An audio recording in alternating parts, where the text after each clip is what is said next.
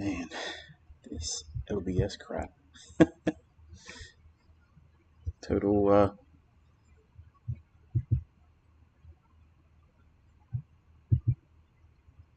frustration from this thing. OBS is what I use to. By the way, good morning. The software that I use to try to stream this crap to YouTube is not working with me today, so I'm trying to figure out if I can get the audio captured here. Give me a second.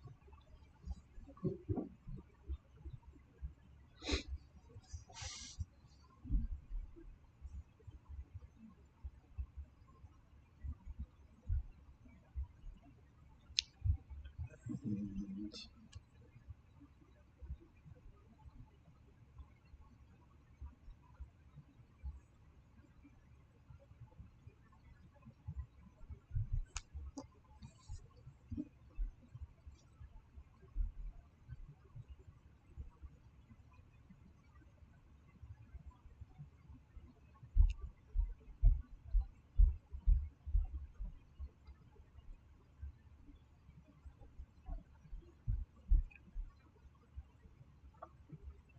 audio check. Audio check.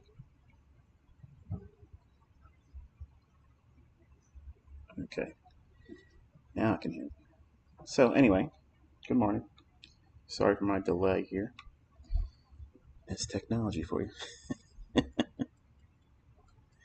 The NASDAQ here has had its high impact news driver release at 8:30, and then they've pumped it up into the new week opening gap at on July 28th, 2024, and we have a 15-second chart on the right, and then we have the 1-minute chart in the lower left, and upper left we have the 15-minute time frame.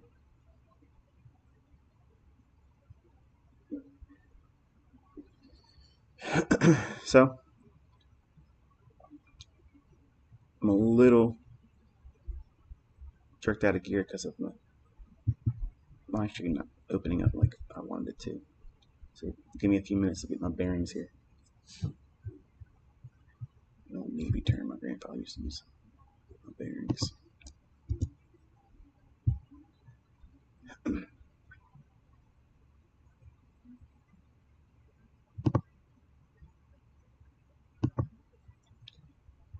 Let's peel through this with the 1-minute chart. This line here is the close and the opening basically being the same price at 5 p.m. yesterday evening, New York time, and 6 p.m.'s opening price.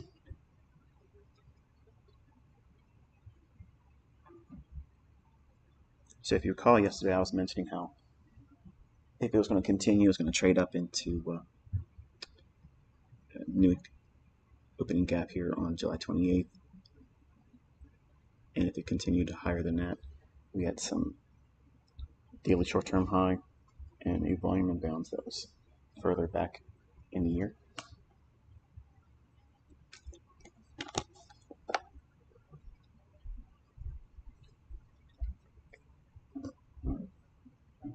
This was pretty aggressive here, opening on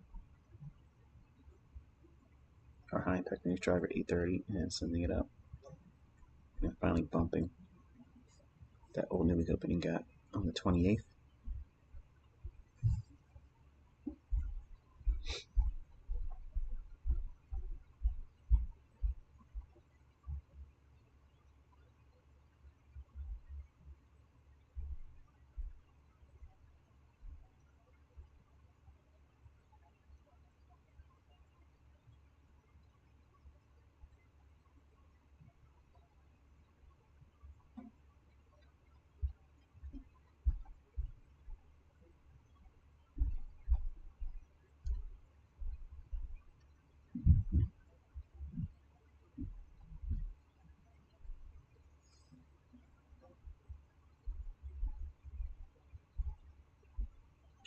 All right, so we had several highs in here swept into a old new week opening gap. I'm going to be watching.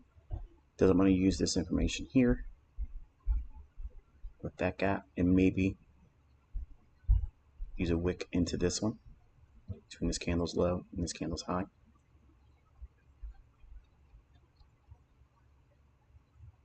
Now, I was going to talk to you a few days, I think it was last week, I was going to talk to you about wicks. But I never got to it because the stream got interrupted with the remnants of Hurricane Debbie. So whenever there's a wick, I like to see it try to trade back down to the midpoint. If it doesn't get to the midpoint, it's like a fair value gap that can't trade to its consequent encouragement. So it's usually indicative that it wants to go the other direction. Because it didn't trade there, and we have done somewhat of a nice smooth area in here, this high, and then they ran up into the new week opening gap. I'm watching during the opening range, which is the 30 minutes after 9:30 to 10 o'clock.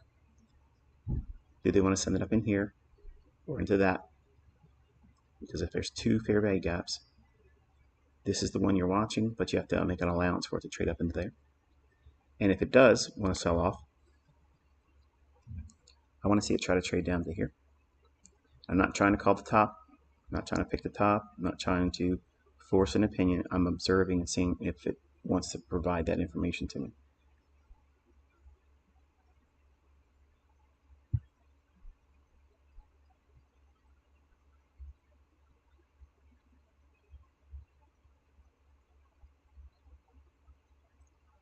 And the main focus today is turtle soup, by the way. I just want to get a read on what it's doing here going into the 10 o'clock hour.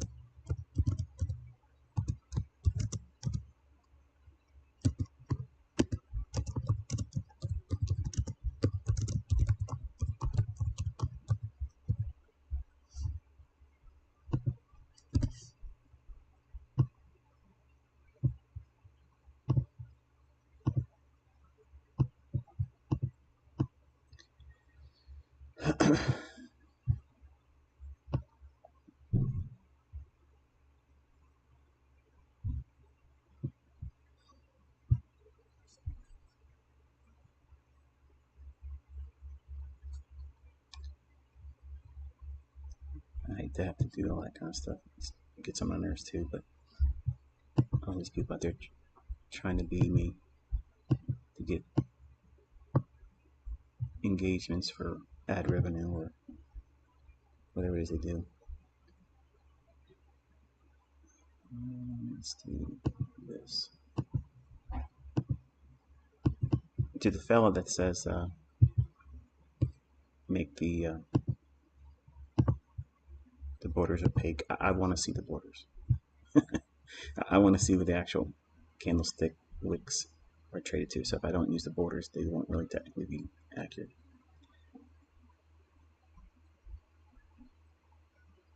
So you're getting a chance to see what it's like when I'm jerked out of gear, because I was fighting with this OBS thing for like 20 minutes.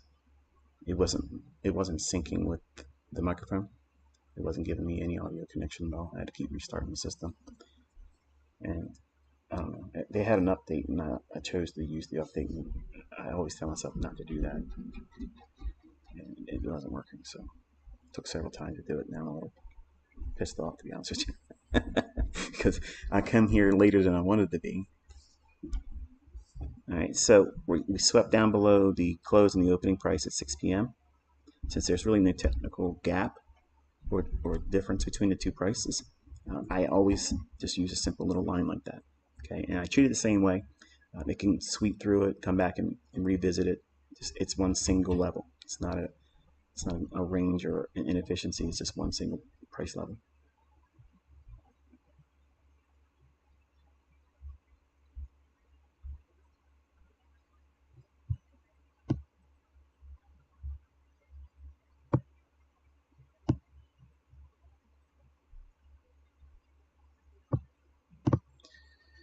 So you can see we had this candle here trade to 131.50. High here 131.25. 131 even. So just fell short of touching that gap there.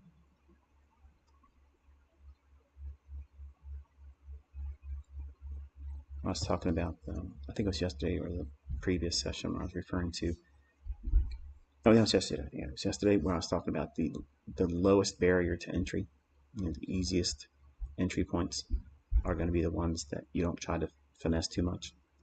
And if you're trying to use one tick above to get any kind of short in that fair value gap there, you wouldn't have been filled. And that's the punishment for trying to be too perfect, trying to demand perfection, which is a good problem because most people can't even figure out what to do in terms of direction. They can't figure out how to get into a trade. So if you have a problem with not getting filled on some of your trades, or initially if you're trying to demand too much perfection, that's actually really good. It's a nice problem to have. It's so much better to tolerate a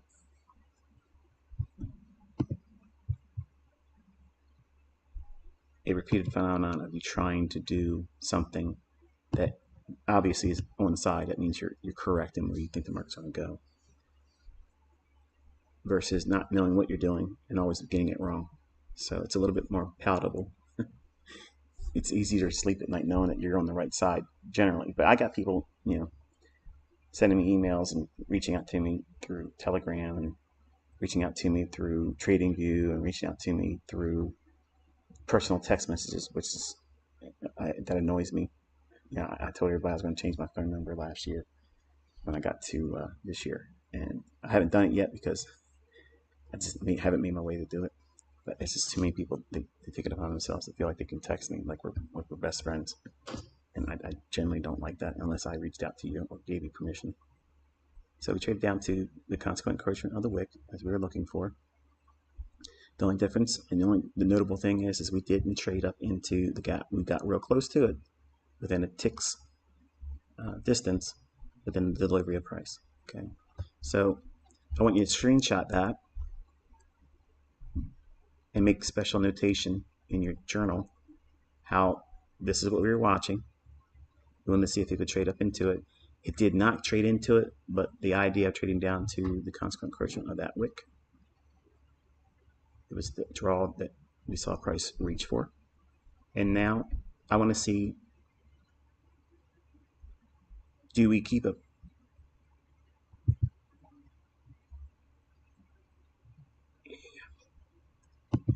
do we have the ability to stay right there with the bodies, or do we explore to the lower quadrant on that wick? Now the wicks are going to be part of the conversation today when it comes to turtle soup, as you'll see.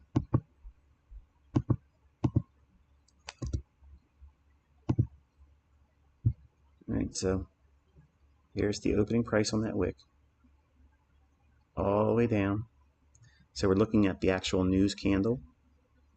So at 8:30, there's going to be a lot of inefficiencies in that individual candle, meaning that where we opened, it ran down aggressively real fast, and we'll look at that on a sub 1 minute chart in a few minutes. But for now, this inefficiency where price is here, and then in a few moments, I watched it deliver this morning.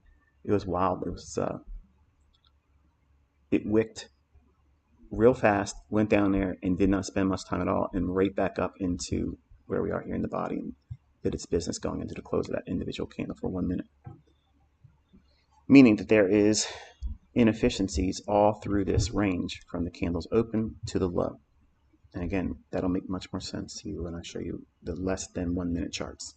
So in other words, the 30-second chart, the 15-second, 5, and 1 second chart. But the first rule of engagement, whenever there's a wick, and if it's a swing high or a swing low that has my interest. Obviously, this is where the damage was done this morning. Anyone that was long going into the 8:30 news driver, the high impact news, and maybe we're holding on to the targets we were outlining yesterday, the new week opening gap on the July 28th. We mentioned that yesterday as a continuation. On the upside, should it reach for further higher prices, this is one of those levels it could reach for. But before it goes there, it trades aggressively, drops down over 100 handles or so, and then eventually pegs that level. This drop down is inefficient, but every single time there's a wick, and it's part of a swing high or a swing low that has any importance to me, technically, I'm interested in having the consequent encroachment level annotated, as you can see here. Now, I don't know where you're from. I don't know what school of thought you're predominantly a part of. I don't know if you're here because you just out of mere curiosity and you trade another methodology, or if you trade the stuff I teach. But that to me, and turning like that, is significant, and it tends to happen all the time. This is a 1 minute chart. So the question is when you see that, does it invite you to investigate more details around it? Because that's what it started to do with me in the 90s. I was looking at these things happening, and I'm like, okay, it's probably going to go down below that low. Well, sometimes it doesn't do that. So I was going back through charts and looking at different time frames. Using Metastock was my software program back then, and I was using end of day data. So I didn't have real time data, but I could go down into intraday charts. But it was part of an end of day package of data. So I would look at hourly charts and 15-minute charts, and it would give me like an X-ray view of what took place in the previous day. So I compared and contrasted what I was watching when I was driving around in a truck delivering candy, soda machine items, coffee machines, cold food machines. That was what I was doing at the time when I was learning how to trade in the 90s. So I fixed and repaired and serviced vending machines. And I had this little device called Quotrek. And if you've been around for a long time like me, you know exactly what I'm talking about, but it was kind of like a little radio. It's about the size of a transistor radio, not as thick, but it had a little extendable antenna. And it would give you data on any markets that you're subscribed to. You know, CBOT, Chicago Board of Trade, Chicago Mercantile Exchange, any of the grain markets that would be on CBOT. I'd be watching them. I'd watch the grain and the meat markets, and I would watch the currency futures. And eventually moved away from that and started watching predominantly the bonds and then the S&P. So it would give me the details that I would see these flashes in price action that would just be numeric. It doesn't give you a chart, or rather, it did not give you a chart. The technology really, I guess, wasn't there yet, so they just gave you the raw data, which was the highest high and the lowest low and where you're at in the volume. And I've said this before, so it's kind of like redundant for folks who've been around long enough. That was what I was doing when I was away, where we have a smartphone today. So if I'm out and about, or if you're out and about and you're not in your trade room or office, you can see what the charts are showing and where the price has been and where it's probably going to reach for, because you can see it visually. So I was kind of handicapped initially. So when I saw big runs take off, I would write down, usually on a paper towel that I would use to wipe down the inside of my windshield or whatever. You should have saw this. It was wild.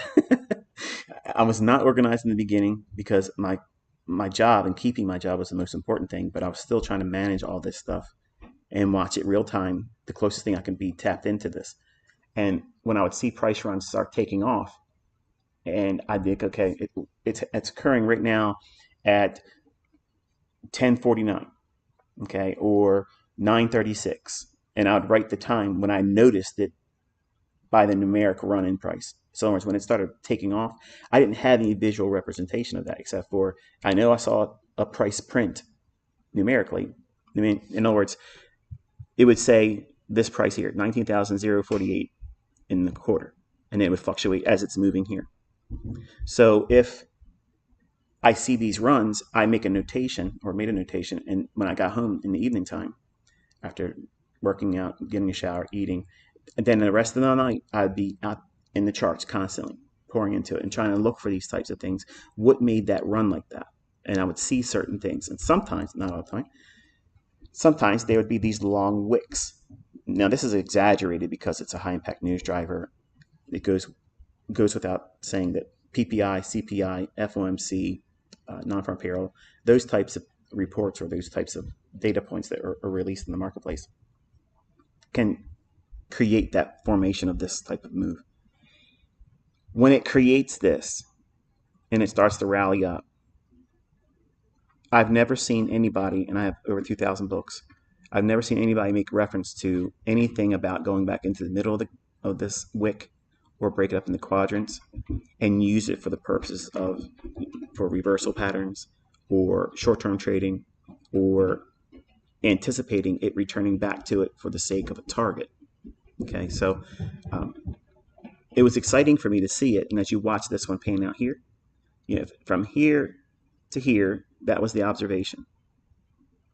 So Caleb, when you see this, I want you to annotate how it did not trade up into the opportunity for you to get filled, but it still ran. And then I want to see what your description of that run is in your own terms. I don't want to say anything more, but I want to kind of correct it if it's not what I think is appropriate, and if it's right or if it's in the right perspective, then obviously I'll commend you for it. But the market trades back up. What's it trade back up? Remember I told you what this line was? If you missed it, if you came to the stream later, you just signed into it. Yesterday at 5 p.m. when we closed the settlement price, and then when we opened up at 6 p.m., there's no difference in between those two prices. So there's no gap. So all I do is annotate that price because it'll still refer to it. And as you can see, we trade back up in. Where's it trading into also? What other confluence is there? Look close. There's two other things there.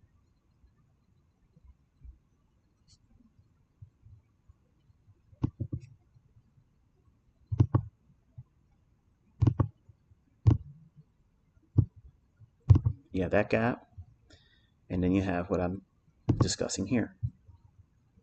Whenever you have wicks, you want to measure that. Okay, here's the halfway point or consequent encroachment.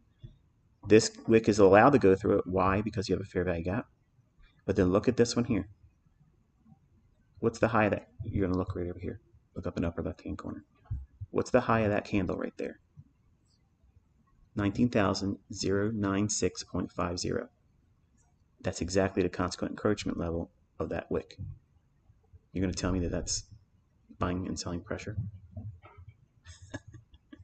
Yeah.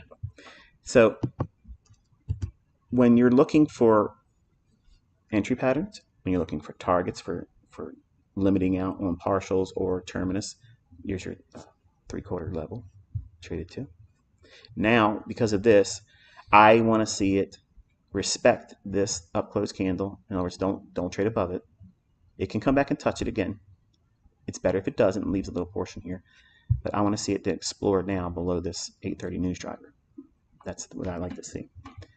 But here, this wick trades up to cutting through candles because it's not supply and demand. We go right back to this wick right here. That candle's high to the tick gives us the actual high that you can anticipate as it's returning back into here. Why should that be reasonable? Two things. Number one, you have this wick here. Bear with me. I have to put the lipstick on this chart to show you what I want to see illustrated.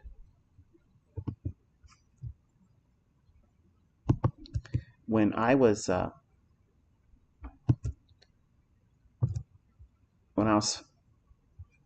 working on this information,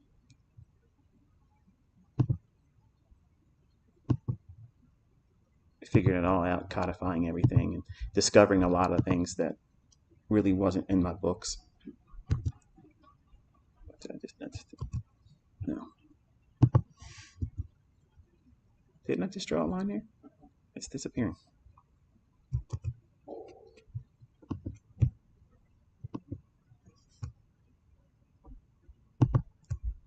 Oh, I know what I did. I have the color.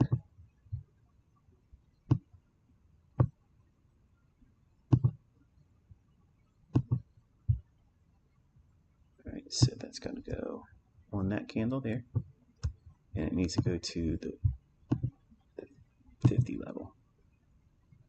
96.50. 96.50. All right, so now I can take that off, and you can see that that's anchored to here. So this is what you want to be doing, Caleb. You don't want to be leaving your Fibonacci's on top of the wicks because it'll clutter up your chart. It'll make me angry. And it's also, you just don't want to have all that information on there. It's not important to have all that. Let me put this down here. So some people are like still trying to put my stuff on their social medias and pretend that they're me. So we have this wick here. We have this gap.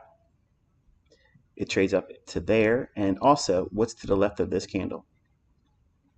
The one that trades into the fair value gap, right? So isn't there a wick on this candle? Sure it is.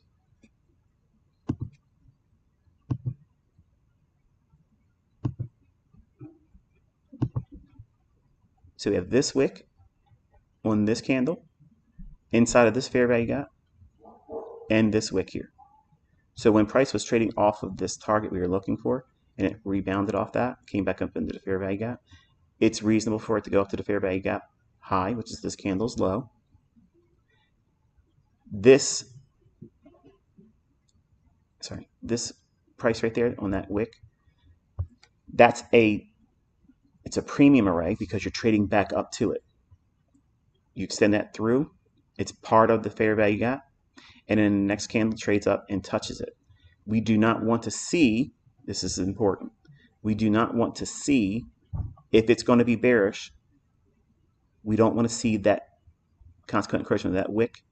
Once it's traded to here, once it trades back up to it there, we have this fair value gap that should send price lower or kind of keep it at bay, not trading it higher. So if this candle is trading back up to it, we are trusting the logic around this phenomenon saying that it's already done the work of trading to the high of the fair value gap. So half of the fair value gap, let's look at that.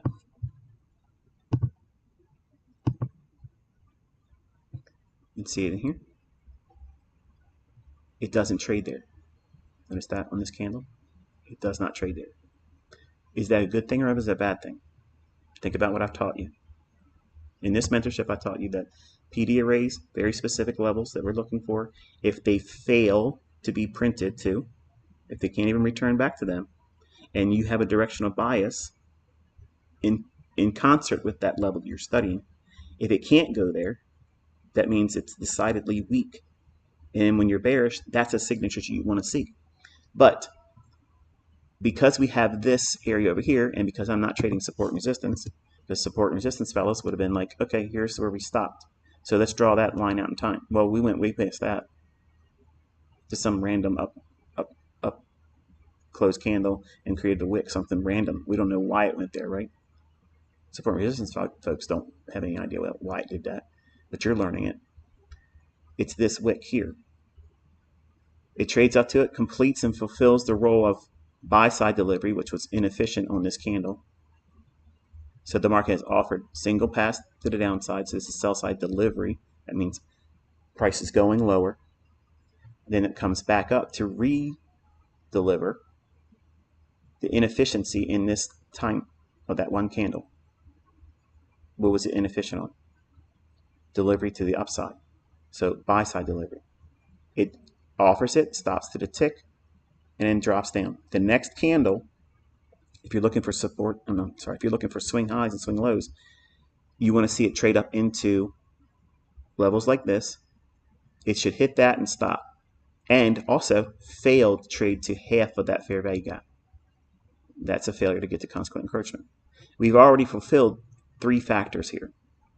We traded up to finish in filling out this candle's low to the difference of this candle's high, which is that fair value gap right there. That's a SIBI, sell side imbalance, buy side inefficiency. We trade back to the 6 p.m. opening price. Why is that important? Because there's no gap between Friday, the 5 p.m. close settlement price and where we started trading for NQ. So because there's no gap, we just simply use the 6 p.m. opening price. I told you when we were up here, you're going to have it on your chart because it's going to be treated the same way. It'll trade through it and come back and treat it as a key level. It trades through it on a wick, which is reasonable because we're inside this fair value gap.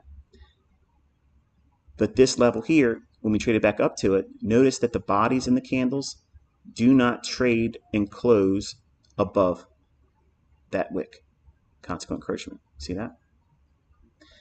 It's telling you that this candle backed off. So that means when I see something like that, I'm looking for the immediate next candle to do a lower high than this high.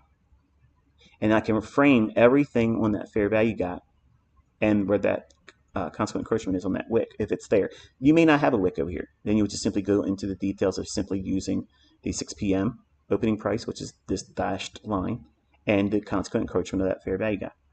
So in other words, if this wasn't here, I would expect this to trade up to midpoint of the fair value gap. But if it doesn't and it trades down lower, I'll simply just go in short on the open and touching back this body right here, as it does there.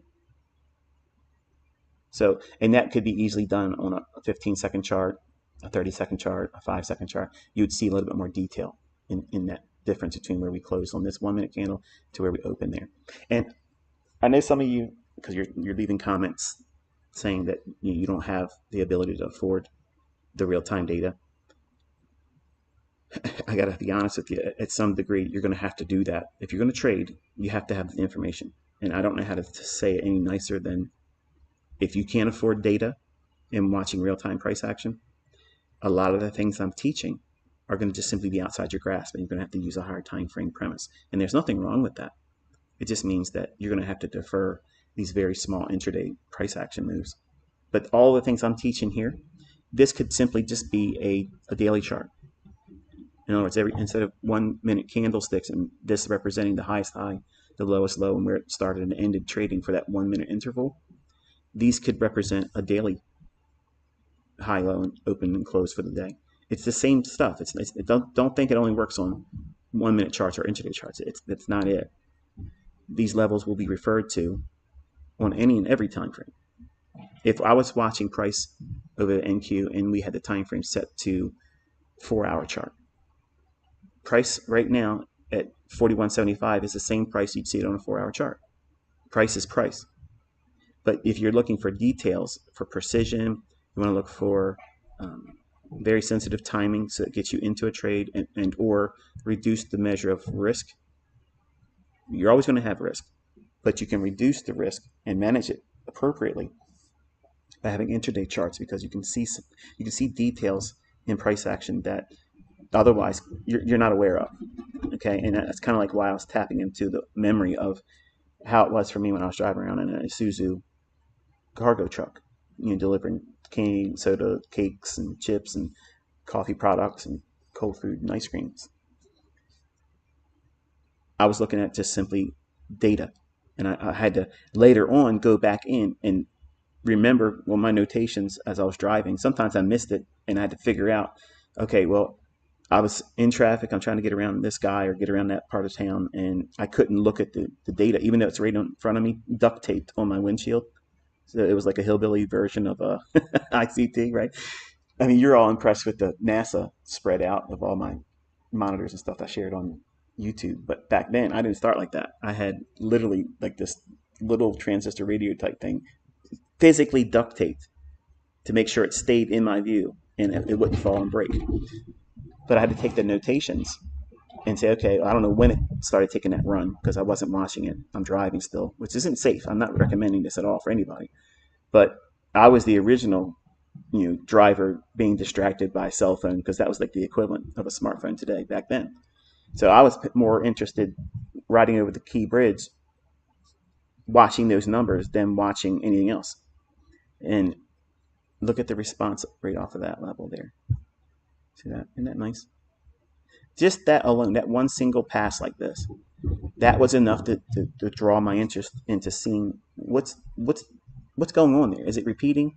And I'd go through data and I'd see it again and again and again and again. And it caused an obsessive compulsive desire to figure out what was repeating there. And then when I'd go back through price action, I would see all these little details. Okay, and then say, okay, this is what's occurring at this time. This is what's occurring at this time on that day. And then if we had a big news driver, which I didn't understand too much initially when I first started trading, like I didn't care or even worry about an economic calendar.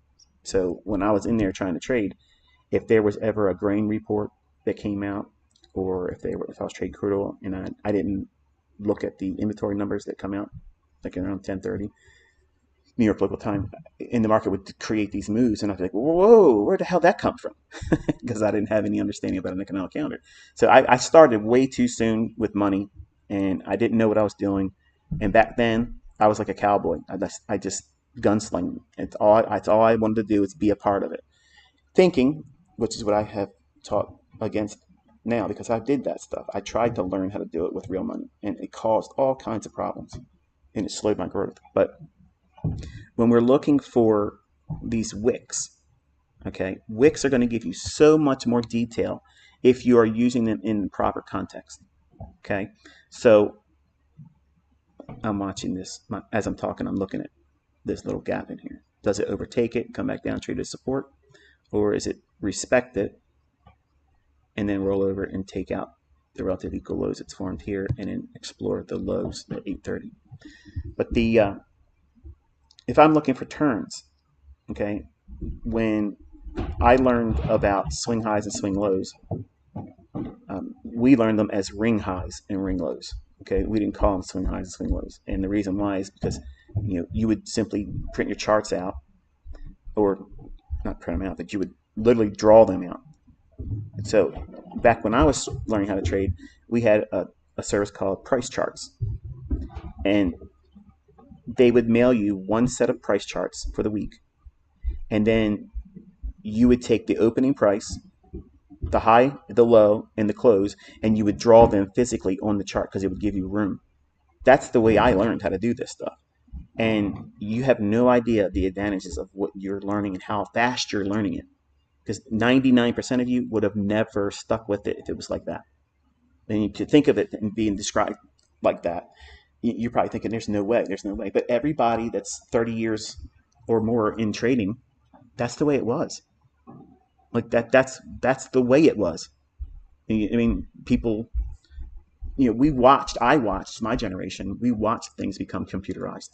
I watched electronic trading. I was part of that last generation of old school OGs where price charting was done by hand, every individual candle. And the only thing you did that with was on a daily chart. See that little run right there? Right after that fair value gap, trades up into it, plummets, and the interest is below that low. So if it does this, we're going to see we're going to see a big candle like that expand lower. So isn't it fun watching somebody knows what they're talking about? Isn't it interesting instead of staring at the chart not knowing what it's going to do? But I'm also giving you all kinds of information that are just gold, because this information, if you look for swing highs and swing lows, which is what we called a ring high and a ring low, because for instance, like this little candlestick high, it has a lower high to the left of it here, a high that's lower to the right of it than that one. So in other words, we have a candle that has a high that has a lower high to the left and a lower high to the right. So we call that a swing high. But on my chart, if this was a daily chart, I would put a little circle or a ring right above that. So that way, when I looked at my charts, I could map out market structure. I could see where we are in deference to previous swing highs and swing lows. And if I start seeing swing highs that are forming that are lower than a cluster of swing highs further back, then I know I'm probably part of an intermediate term price run, which is kind of like what I was hinting at here with going all this business here. We talked about it trading down to the midpoint when it was here. We were focusing there, but because we're looking for too much of a precision element, here's where you would have failed using an entry.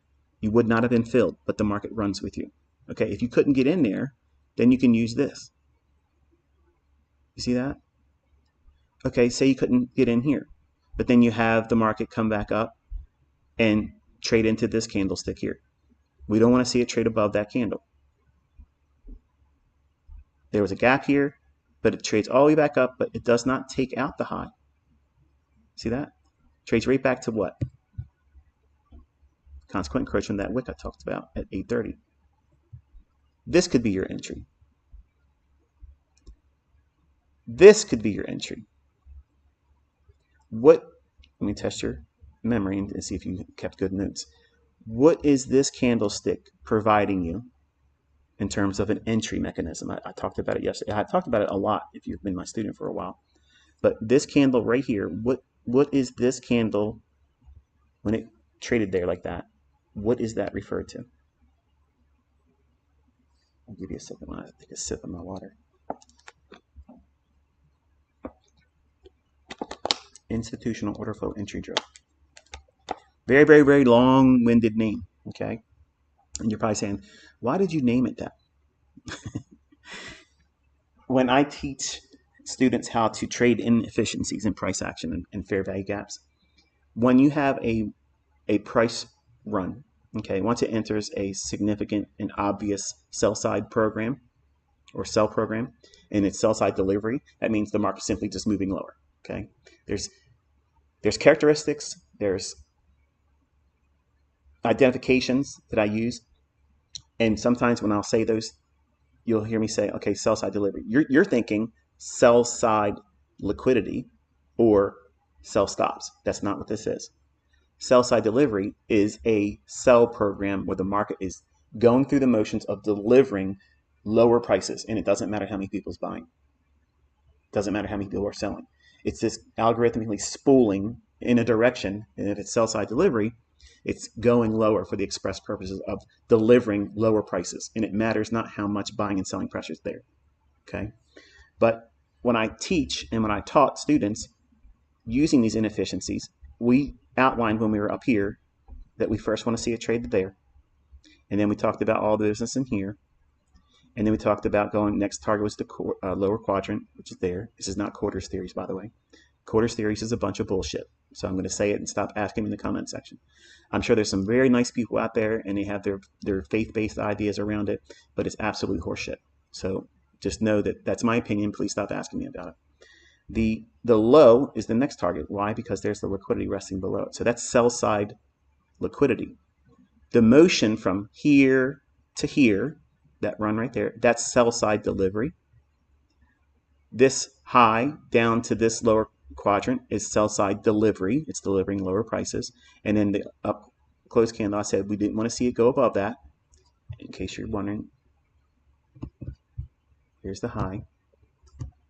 Did we trade above it? No.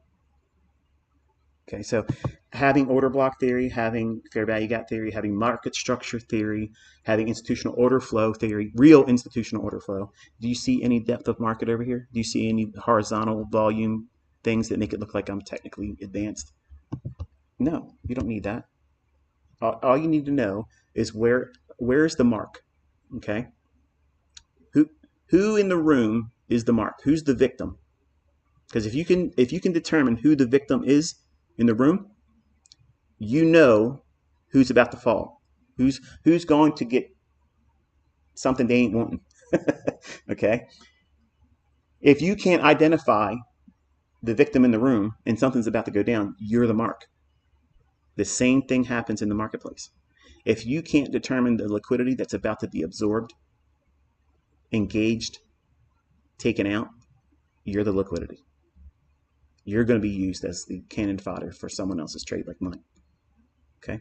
So this is sell-side liquidity, yeah, but the way my son needs to start looking at these runs, from seeing this to this target, there has to be something measurable. Well, that clearly is, it's measurable.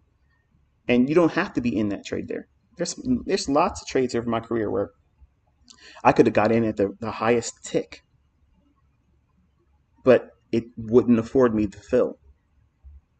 Even offering it by the print, by the time in sales, it traded there, but my volume and contract size wouldn't permit it to be filled there, and it ran without me. And then I had to figure out later on, as a consequence to that, I had to figure out other entry mechanisms because I would be frustrated and angry about missing those moves, thinking that if I couldn't get in that trade here, and I'm aiming for this, this, and something lower. Well, if I couldn't get in there, then I'm done. I'm angry and I'm pissed off, and I couldn't imagine another opportunity to get in because this was all I knew at the time. Which is why I developed the price delivery continuum theory, where it's you seeing something that's underway. I gave you what we were going to see today when we first started the stream. I wish I could have got this stuff to work like it should. It would have been a lot better. But I'm already doing far better than you're going to see anybody else talk about on YouTube. And no knocks against anybody. I'm just being honest. You're not going to see this level of detail. You're not going to get the depth of understanding. You're not going to get it beforehand. You're not going to get all the little tiny subtle nuances because they don't know. And you don't need to know this. You can buy and sell indicators and probably do something mathematically with money management and be profitable. I'm not saying that you can't, but I'm not satisfied with that. Like, I'm a technical freak. Like, I have to know. Like, I have to know why it's going to do it, when it's going to do it, and how I can trust it. So that way I can be leagues ahead, light years ahead of everyone else that looks at these same charts. That's always been my driving force, is to be absolutely phenomenal and freakish. That's been my goal. It's my pursuit. And I try to instill that in my students, but they equate that as they have to know that right away as soon as they start reading it and studying it and listening to me, and they think just because they wrote some scribble in a journal that equates to, well, I'm doing the work. No, you're just now introducing yourself to it. It has to be a lifestyle. Like, you have to constantly be pouring into these charts, listening to my lectures, really dig into what I'm saying, because I'm not talking for the sake of just talking. I'm giving you detail that you aren't going to fully appreciate because where you're at when you first start listening to them, already you're thinking it's too long. I ain't got time for this. Give me somebody else that's going to reduce this. Give me a PDF. Let me find somebody that gives me the cliff notes. You're never going to learn from that. You'll be able to hear the buzzwords and you can talk the terminology in hindsight, but you're never going to do what I'm doing here. That will always evade you because the people you're learning from, they can't do that. They can't do it. Okay? And the things I'm teaching today, they've not been taught before. Mentorship students that paid me, they did not learn what I'm teaching you here. This is all brand new stuff. So the price delivery continuum theory is where if we identify a move and anticipate it delivering to a target that it's finite. It's not something that, well, it could do this, it could do that, like a zone. I don't deal with zones. Zones are for fools and idiots. We don't deal with zones. We deal with very specific price levels.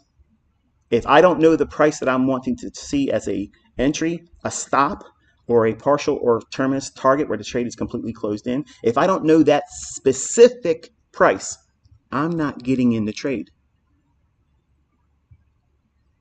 Contrast that with supply and demand zones. Okay, what are you doing with that? What criteria are you, and if you teach it, what criteria are you teaching the people that are listening to you? What's the methodology that you're going to come to the same conclusion and process, protocol, guidance that leads you to a specific price in that zone? Which zone is important? Which part of the zone? What prices in those specific supply and demand zones are you interested in? That's why it's a fallacy. It's a fucking joke, okay? It's a wonderful infantile approach to a more visual representation of support and resistance. That was the furthest accolade I gave it. And I mentioned that same stuff when I was on Baby Pits because idiots over there said the same shit. Oh, you're reteaching supply and demand. Motherfucker, everything I'm showing you here has nothing to do with supply and demand. And it has nothing to do with support and resistance. But it tells you to the tick. To the tick. And it doesn't matter what market it is. You're not getting that from support and resistance and supply and demand. You're fucking not doing that. I don't give a shit what Tom, Dick, and Harry said. Dollar mentorships, okay, and the people that run them, they need to backpedal, because if they're using supply and demand and they're trying to sell that shit, many times, if you really, really listen to them, they're really trying to teach order block theory. They're trying to teach what I do, and they're falling short of it. Okay, and I know this is the part of the videos you don't like, but I have to answer all these things because people send me shit and they question me, and I fill in a lot of questions within my dialogue. And also scratches an itch once I get it once in a while. I have to scratch it like anybody else will. But if you have wicks in your charts, okay, every single time you have a wick, every single time, you want to be measuring them from the highest high and the lowest low, okay? Because in swing highs and in swing lows, it's going to give you detail that nobody else has. But me. But me, good old ICT. But you're going to get to that. You're going to get it. You're getting it right from the source. If there's going to be a high, and this is on any time frame, folks, okay, write that down in your journal, in your study notes. This is a principle that is all time frames, every single time frame. And this is what you'll find is fascinating. If you go through all time frames and you study this, and to see them form on sub 1 minute charts, and it's still there, that is incredible. It is incredible to see. It's incredible to see your baby do exactly what it's supposed to do. And it's so pretty. It's so beautiful to see it form. And sometimes when the people that use it push hard and intervene with it, take it out of its processes and what it's following at the time, its script, and they cause a manual intervention, then it gets a little blurry. But if you just simply wait, it'll go right back to doing what it's supposed to be doing. Rigged, controlled price delivery. That's exactly what we have. And there's no reason to be upset about it. There's no reason to fear it. You should be thankful it's this way. Because I'll be honest with you, with 30 years experience, if these markets weren't rigged, if they were not rigged, I would never trade them, because you have the equivalent of doing the same thing that people do when they buy lottery tickets. Going to the casinos. That to me is madness. But if I can go in and I can see, okay, I can systematically prove that these things are happening. They're predictable. To a degree of precision, it presses the viewer or anyone that studies and looks at it, especially when we're doing it live, it forces them into a corner, and they're like, either this guy has a time machine or he's using delayed data and I'm using the lowest latency on this live stream. And I have students that verify it. I'm seconds away from when you see it and when it happens. And if you have real-time data, you already see what I'm annotating on the chart. I tell you where it's going to go beforehand. So it doesn't matter. It can be delayed 10, 15 minutes. It's still in the chart before it's there. And then when it finally delivers, there you go. There's no escaping it. So it's predictable. It's logic that's transferable. You can learn it. But if you're looking for turning points in price, that means short-term highs, intermediate-term highs, long-term highs. Short-term lows, intermediate-term lows, long-term lows. Where they nest out in the grand scheme of things, when you have a directional draw on liquidity that's discernible, that means that you can reasonably forecast where the market's trying to go to. That's the first lesson for you, Caleb. All of this stuff is just, once you get beyond that, when you're studying for the day and you watch and observe where price is going, and you're watching the live streams like this and you see that telling you where it's going to go, and it goes there, then you go in and you fill in your observations in the chart. You annotate how much time it took for this run from here down to that level we were aiming for. And you make notations how the body's turned right at that level. Trade it back up into the fair value gap, consequent encroachment of this wick, because it's a wick that's above price when it was down here. So if it returns back to that, that's a premium array. But I don't care about the low. You see that? I don't care about that low. I want to see it trade through that. I want to see it dig into this and go right back to that. Because if it can do that, then I'm waiting to see, does it stop? Or if it wicks through it, does the body that it pierces it with, does its body stop at or below that consequent encroachment? Because that's the signature. That's a little telltale sign. That's me at the table. I'm the dealer. Okay, I can run up a deck and stack the deck, and I can send somebody a hand of winning cards, and everybody at the table won't even know it, and they can be a confederate with me. And we run the table. Ever seen the movie Rounders? Matt Damon and what's the gentleman? He lives in Maryland. He played the Incredible Hulk. Edward Norton. He plays the guy that does all the chops. He was in prison, came out, and while he was in prison, he was learning how to do all this stuff with cards. And Matt Damon was just a good poker player, but Ed Norton was a cheat. So when Ed Norton was dealing, he was dealing good hands, stacking the deck up for his buddy Matt. And Matt realized what was going on, and he was like, listen, I want to play for real. I don't want to get caught doing this. And he ended up getting caught. And that's another discussion. This is another discussion for another day. Just know that I really enjoy these lives, but they're almost problematic for me because I have so many things I would love to talk. I really should have a podcast. I mean, I really should have one because I could never run out of things to talk about ever. Literally never, ever, ever. But when we're looking at the wicks, okay, I want to see it go up and fail. Okay, or stop. Give me that little signature. It's like me tipping my hand to another player at the table and showing them my cards. Okay, well, that's what the algorithm's doing for me and for anybody that trades like this. And before I stepped out and started talking like this and revealing this language to start seeing it this way and looking for it, nobody believed that there was an algorithm that controlled price like this. And there's always been a group of people that you're not hearing about. They don't write books. They don't go on CNBC. And they do the very things I'm telling you how to trade and engage price. They do that. And they do it on a very large scale. All day long. All time frames. Okay. And they also have algorithms that are keying up off of these very things. So they're not sitting there looking for these things. Okay. Quote unquote smart money traders, algorithmic traders. They understand the things I'm showing you visually, but these are the closest things that I can teach you to see the phenomenon that's going on at that moment. There's other things that I'm not in the position, let's put it that way.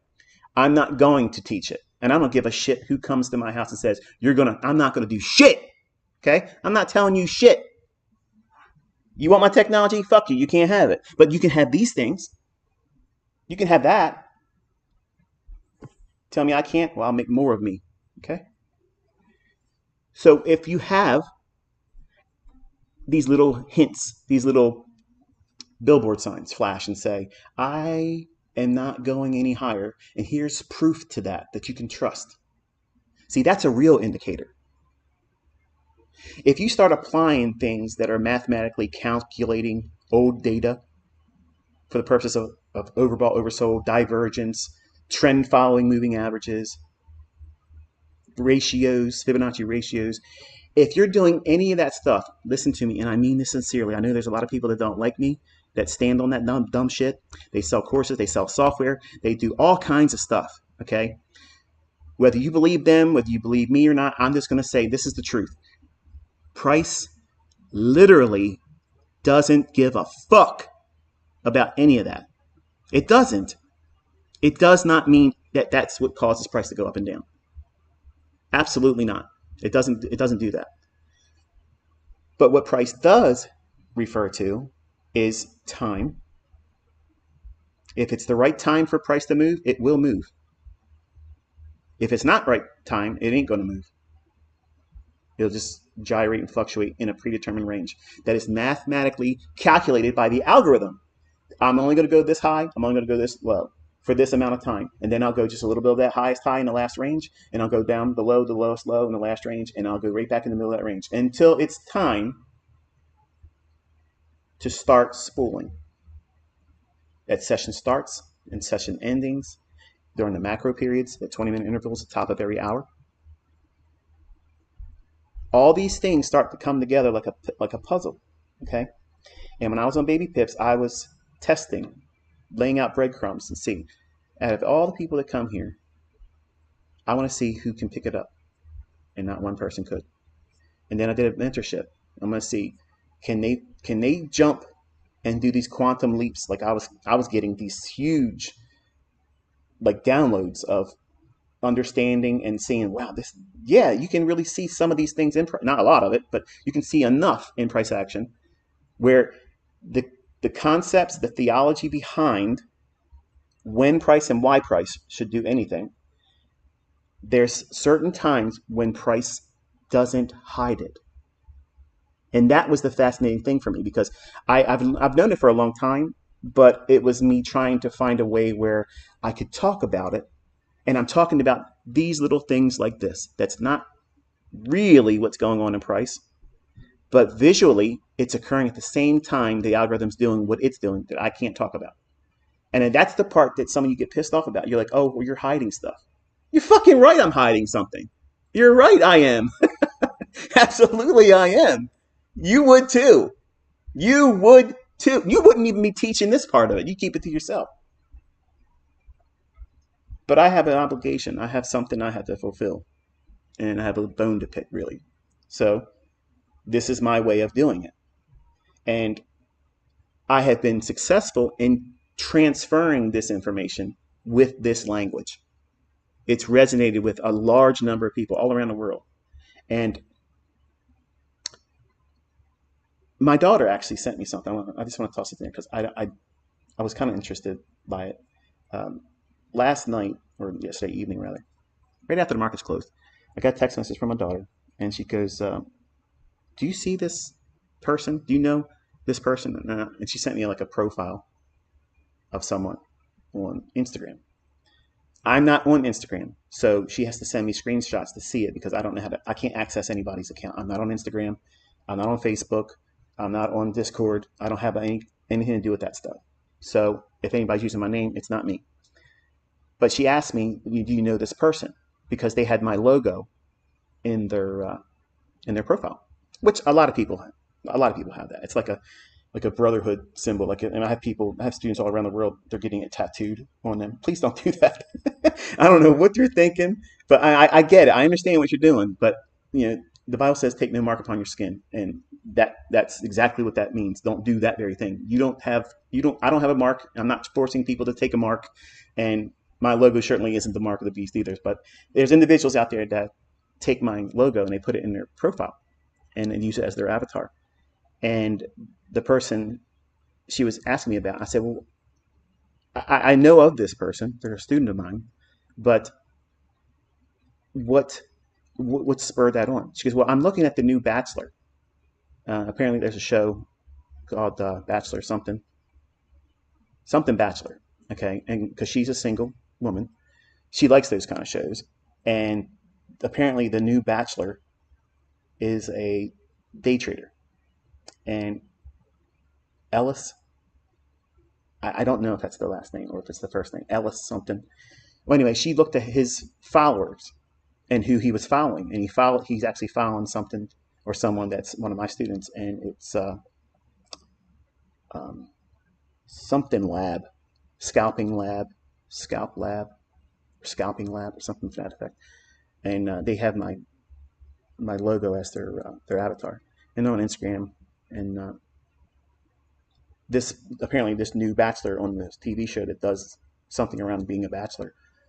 They're a day trader, and he's following this particular person. And the question was brought up by my daughter. She goes, "Do you know this person?" And I was like, "I don't know them, and I don't, off the top of my head, I don't know who the person that's going to be the bachelor is." But he's a young guy, and it was a picture of it, so I couldn't really make out who it was because I could only see so much by zooming in.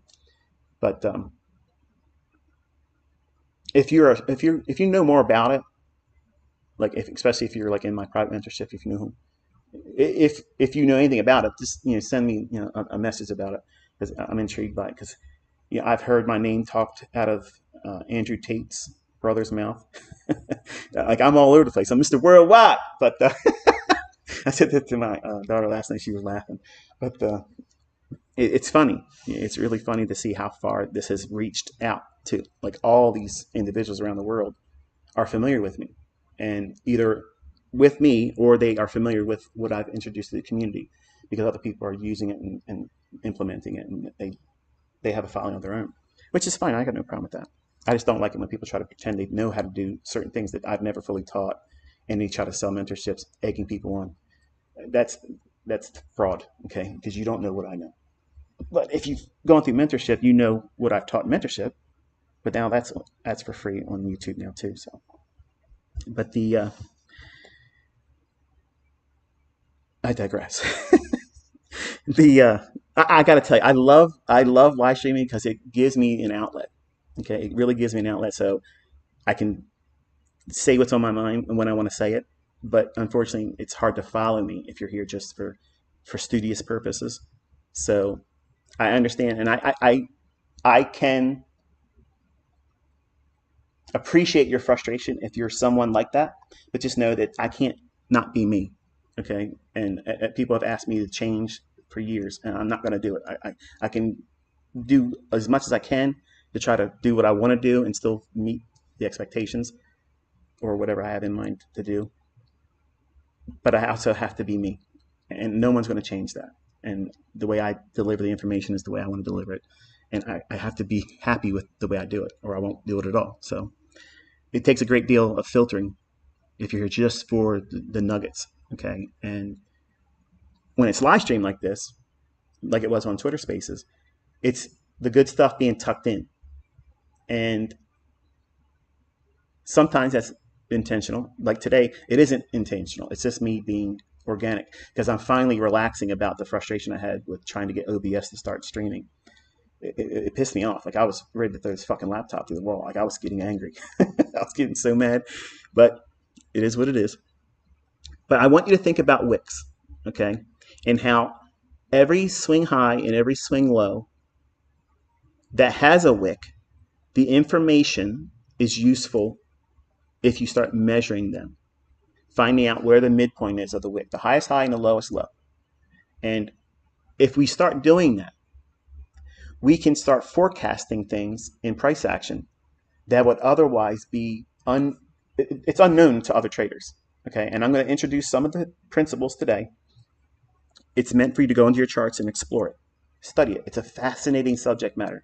I spent years looking at these things, and finally, after 6 years, because I figured it out in like less than 3 years, like two years and like nine months or something like that. I had everything exactly what I wanted, but because I have to take things apart and tinker with them, I was that kind of boy growing up. I had a Stretch Armstrong toy. I had to find out why it kept going back to its normal size. I had to figure out what was inside of it. So I cut it open, and it's like this little gel stuff in it. And I needed to know why my remote control cars worked and what was inside of the thing behind where the battery panel was. I had to take things apart to see what they did. And it mattered not to me if I could put them back together. I needed to know what made them work.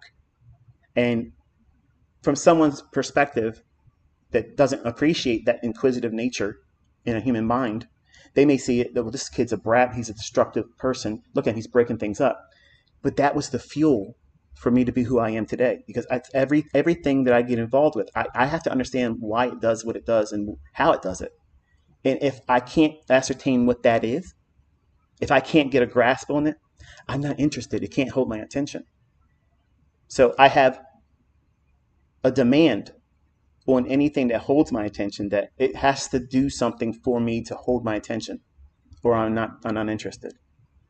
And in trading and using these concepts and not exploring price action, I have found that, and I've had lots of students come through me, and the characteristics of impatience, and I need you to start saying less and just teach it, and stop talking so much, you're never going to learn from me. And you're probably not going to do well with anybody else, because what you're trying to do is condense. You wanted to have a distilled version of all this information. And when you really take a step back, there's no advantage of distilling any of it, because you have to have a complete perspective, because they all link together as one symbiotic unit. It's not one thing and stands by itself. A wick, and the details I'm going to teach you about this that leads to understanding turtle soup. You thought I forgot about that? It's just the preamble here. The idea of anticipating turning points in the marketplace, which is what a turtle soup is. It's a run on liquidity, but it's not always running above an old high. It's not always running below an old low. So when I say turtle soup, it was me nodding, because I liked the name, it was cute, of what I saw and read about in the Street Smarts books by Larry Connor and Linda Rasch. And I said this before, and I'll say it again because I mentioned the book again. I get nothing from it. I'm sure she probably knows about me only because I've commented to her, I think twice when I was on Twitter, and she was tagged in a response. And I'm sure she looked at me and I was who I am. And I'm sure I'm not her cup of tea, and that's fine. But I think her book with Larry was a good book. It's expensive, yes. Would I still pay that price if I hadn't bought it at that same time in 1995? Yes. I paid $175 for it. I don't know what it's selling for today. Unfortunately, it's been copied and put all over the internet. You can get it for PDF and for free. I don't want you to do that. You know, if the authors are going to take the time to put the information together like that, regardless of what they sell it for, you shouldn't take the information and circumvent the payment for their information, their experience that they collected to put it out into other people's hands.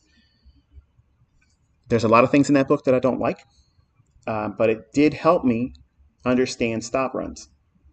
It helped me formulate a visual representation, because that was the first introduction to it. Because remember, my original mentor was Larry Williams, and Larry Williams doesn't do any of this shit. He doesn't use nothing. He doesn't use any of this stuff that I'm talking about here. Everything in my mentorship, all that stuff, technical fair value gaps, institutional order flow, inversion fair value gaps, breakers, that's not him. Okay? I had some dickhead write a book on Amazon and try to say that my stuff was Chris Lorre's stuff, Larry Williams stuff, Sam Seiden stuff, supply and demand, and all of that is the biggest fucking lie. It's a joke. And that's why I invited everybody I purchased his horseshit book just so I could leave a verified purchase review saying this is all nonsense.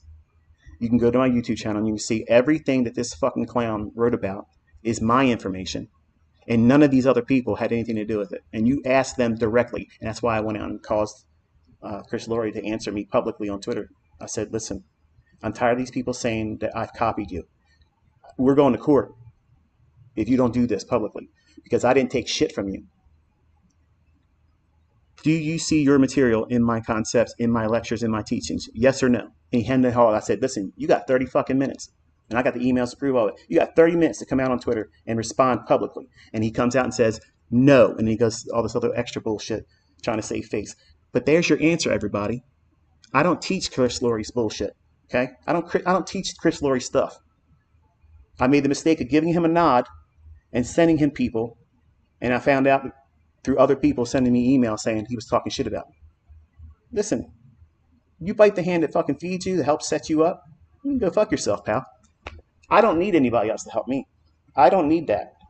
I got one person in my corner, and he ain't on earth. So it's just a one-man army here.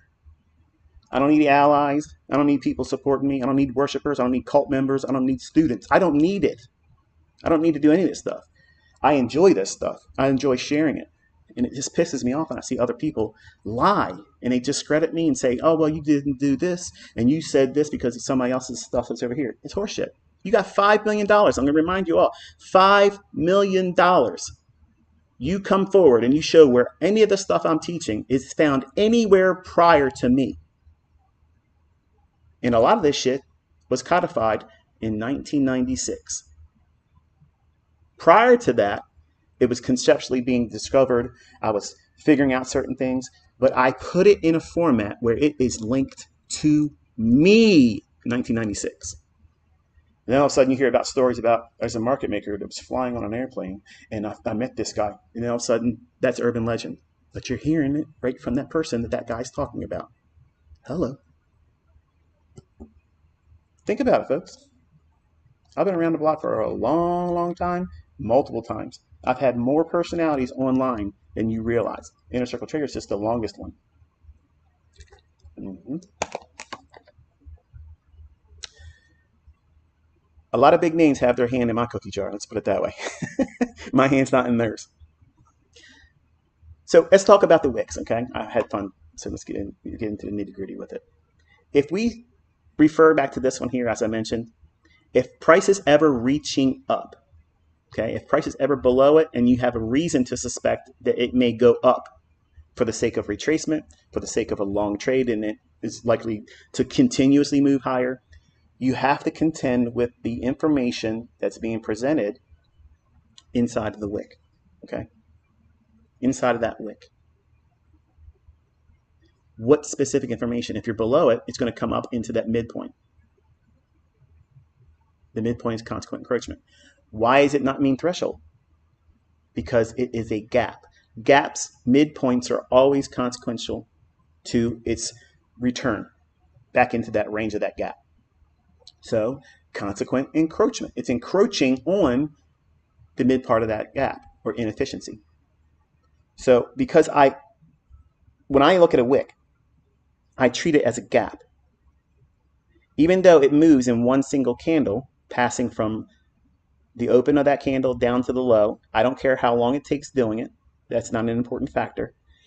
The visual representation of that is enough for me. Then I go right in and I measure it. If it's a long range wick, something like this one over here, I'm going to get a very specific calculation and I want to know the very number. But if it's short like this, I can eyeball that and say, okay, well, we're in close proximity to the 6 p.m. opening price. We're also approaching the consequent encroachment of this gap, which is this candle's low and this candle's high. So half of that. Okay, so here's a convergence of three things there that build on, this is a good idea to anticipate lower prices. But you already knew lower prices were in order back here when I finally got the stream going. You knew yesterday that this is where the NASDAQ could potentially reach up into if it was going to continuously move higher. Look at the turn there. What is this candle doing right there? This one. What's this candle right here? What is it doing? It's trading below that short-term low. Yes, absolutely it is. But what else is it doing? It's validating this candle as an order block. What kind of order block? It's a bearish order block. So once we get below and close here, we have a shift in market structure. But before we do that, that order block is validated.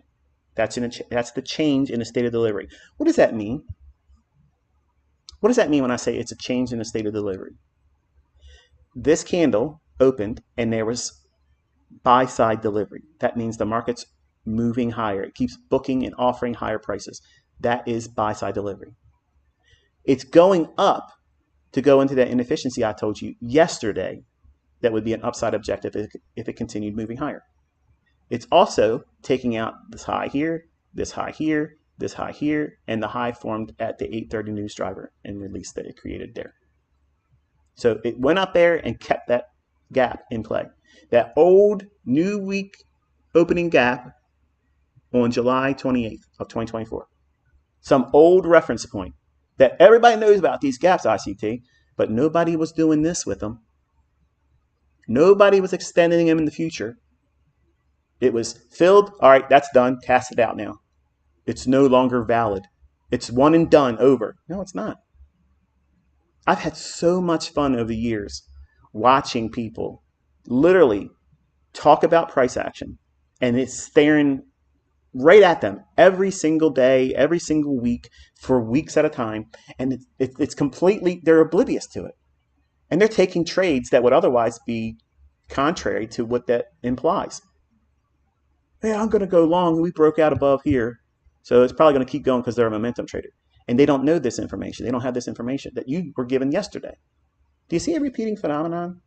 Like, I'm always able to tell you with these concepts what is the most salient, and then the market behaves around them as a manner of proving the concept, the logic, and the predetermined aspects. It's before it happens, not after the fact. It's before it happens.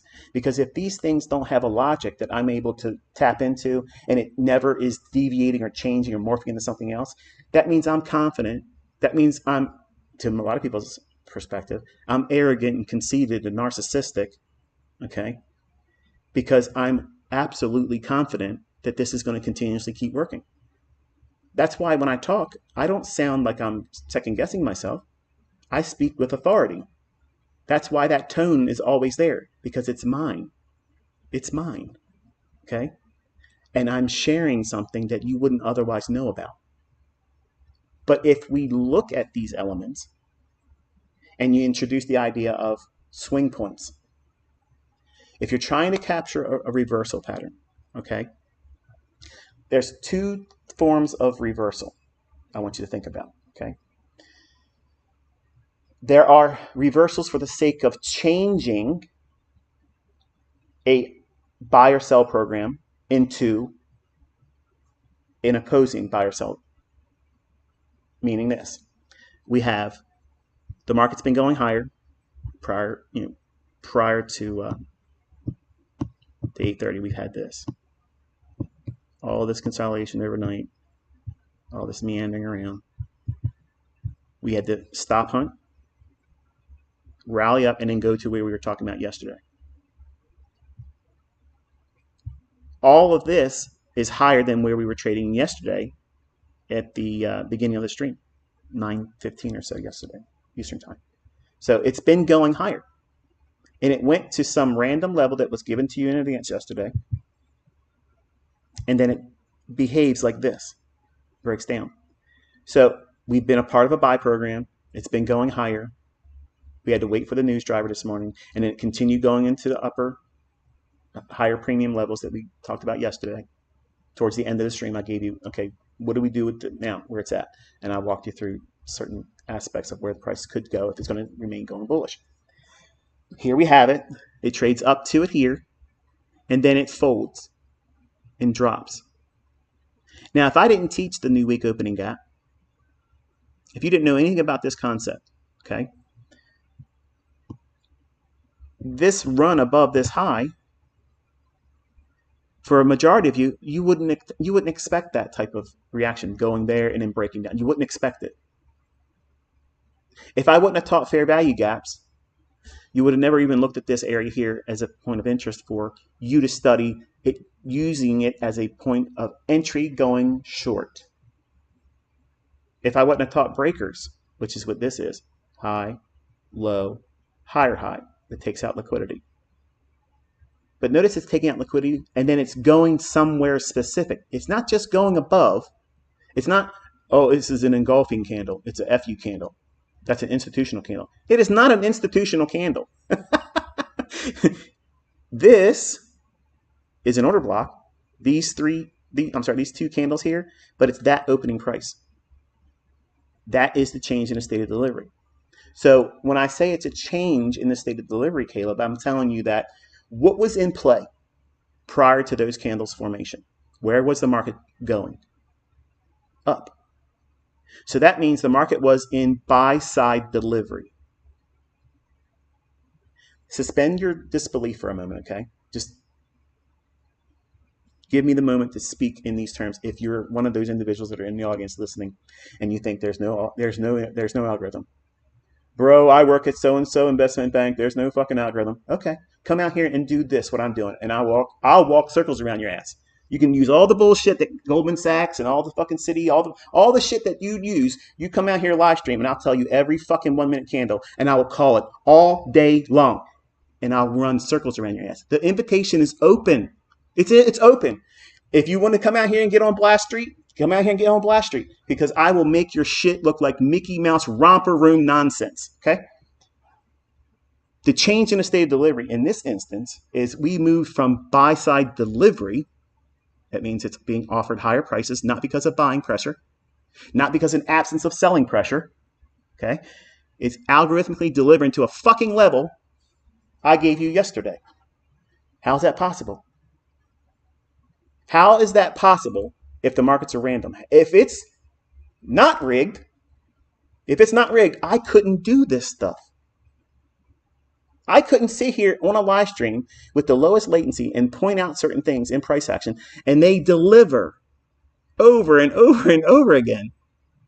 If they weren't rigged, I couldn't do that. But because they are rigged, you should find solace in that. You should fucking walk around with a heart on.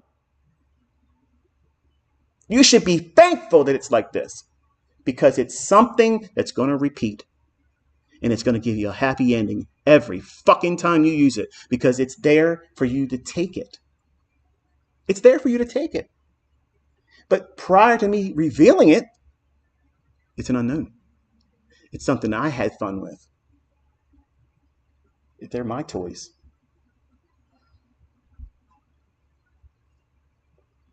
So the change in the state of delivery at the opening price of an order block flips it from, in this case, from buy-side delivery, offering higher prices. Again, don't think buying selling pressure. Just think it's going to offer until it gets to that price level right there that you knew about yesterday. Then, does it reject it? Yes, it does. Does it overshoot the opening price? Right there it does. And I don't need to see it close below it. F you, candle. These fucking 20-year-olds. But there's 20-year-olds that'll eat that shit up though, won't they? Chairman. Chairman. They call themselves fucking chairman. Sit in their fucking chair, boy. You know what you're talking about. The opening price is the change in the state of delivery. In this case, as soon as we get that crossover there, the algorithm changes its state of delivery from buy-side delivery to sell-side delivery. Oh. So that means it's going to refer to this price. It can color a little bit above it. Up to how much, Michael? How much of a gray area is this if it wants to trade back into that mean threshold? How do you properly outline that? You take the opening price. Opening price. Man, I should be charging money for this shit. If you like what you're learning today, if you're really having a good time hanging out with me and learning shit that nobody else on this planet's going to ever teach you, the stuff that really works, that causes these markets to turn on a dime, on a time schedule that you can predict and expect and forecast weeks and months and years in advance, if you're having fun, I'd appreciate a thumbs up. You guys got real lazy the last few times. You haven't been giving me thumbs up. I told you, that's our currency here. That means that I'm hitting the sweet spots. I'm touching your G-spot. I'm tickling your ass with a feather. I'm giving you things that you've been wanting all this time. I'm delivering it. And I'm doing it over a live stream. What else could you want? What else do you want? You want to see me trade? You'll get it. It's coming. But I got to give you the logic that we're using. So that way you can see every time I'm doing, oh, it's the same shit he talked about. Yeah, it's the same stuff all the time. But this rally up in here, okay? The body. The wicks are what? That's where the little, like the fuzzy areas, the parts that, like your child that colors for you. They're coloring the picture, and you see them color outside the lines a little bit. Again, I mentioned the analogy last week. You're not going to scold your child because they colored outside the lines. You're going to be like, they signed their little name, probably misspelled something. You're going to go to your office at work, or you're going to put it on your refrigerator at home, and you're going to celebrate it. It's to you meaningful. Well, you're not making a big deal about your child coloring outside the lines. So I'm not making a big deal about my algorithm coloring outside the lines by these little tiny little nodes of errant price action, where it just goes just a little bit outside of it, because they're all coded too. That's where the damage is done. So I want you to focus on what the bodies are telling you. Inside those bodies, you want to measure that. Because the mean threshold of the bodies in not just single candle, but because they're consecutively up close candles, that makes the bearish order block. It's not just the last up close candle before the down move. That was the trap.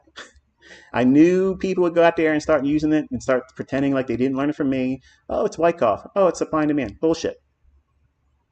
You have to take all of the candles because this is the state of delivery that was in play, buy side. Soon as we cross this opening price right there, that means the algorithm has changed, switched script. Now it's offering sell side. That means it's going to explore lower prices. Is it just going to randomly pull shit out of its ass and say, well, let's just go down here, let's go over here? Or think about it like this. And I'm obviously being facetious and I'm being a dick right now because I want you to understand the fallacy in believing that there is no algorithm, that these things are just completely random buying and selling pressure. Pray tell, how the fuck are we going from the opening price here and we're trading up into that little range here, but we're staying below the midpoint, which is mean threshold. We are not piercing and going above that fair value gap. We stopped one tick below it. So it's like something other than everybody else's retail stuff. How is it that the market's going to reach back through all of this price range from that high down to that low? Where is it going to gravitate to? And why is it the same logic that I'm teaching and taught millions of people around the world? They're able to use this information and they're able to get funded account payout. They're able to trade with real brokerage firms, not some horse shit, real brokerage firms, and getting withdrawals and paid out. They're paying taxes on their trading wins. It's not market replay stuff, okay? How is it that the things I'm talking about and how the market will reach back to them, why does that occur more than anything else out there? And how is it that if there's so many things in this industry that you can use to trade off of, and yes, you can do that. You can trade on,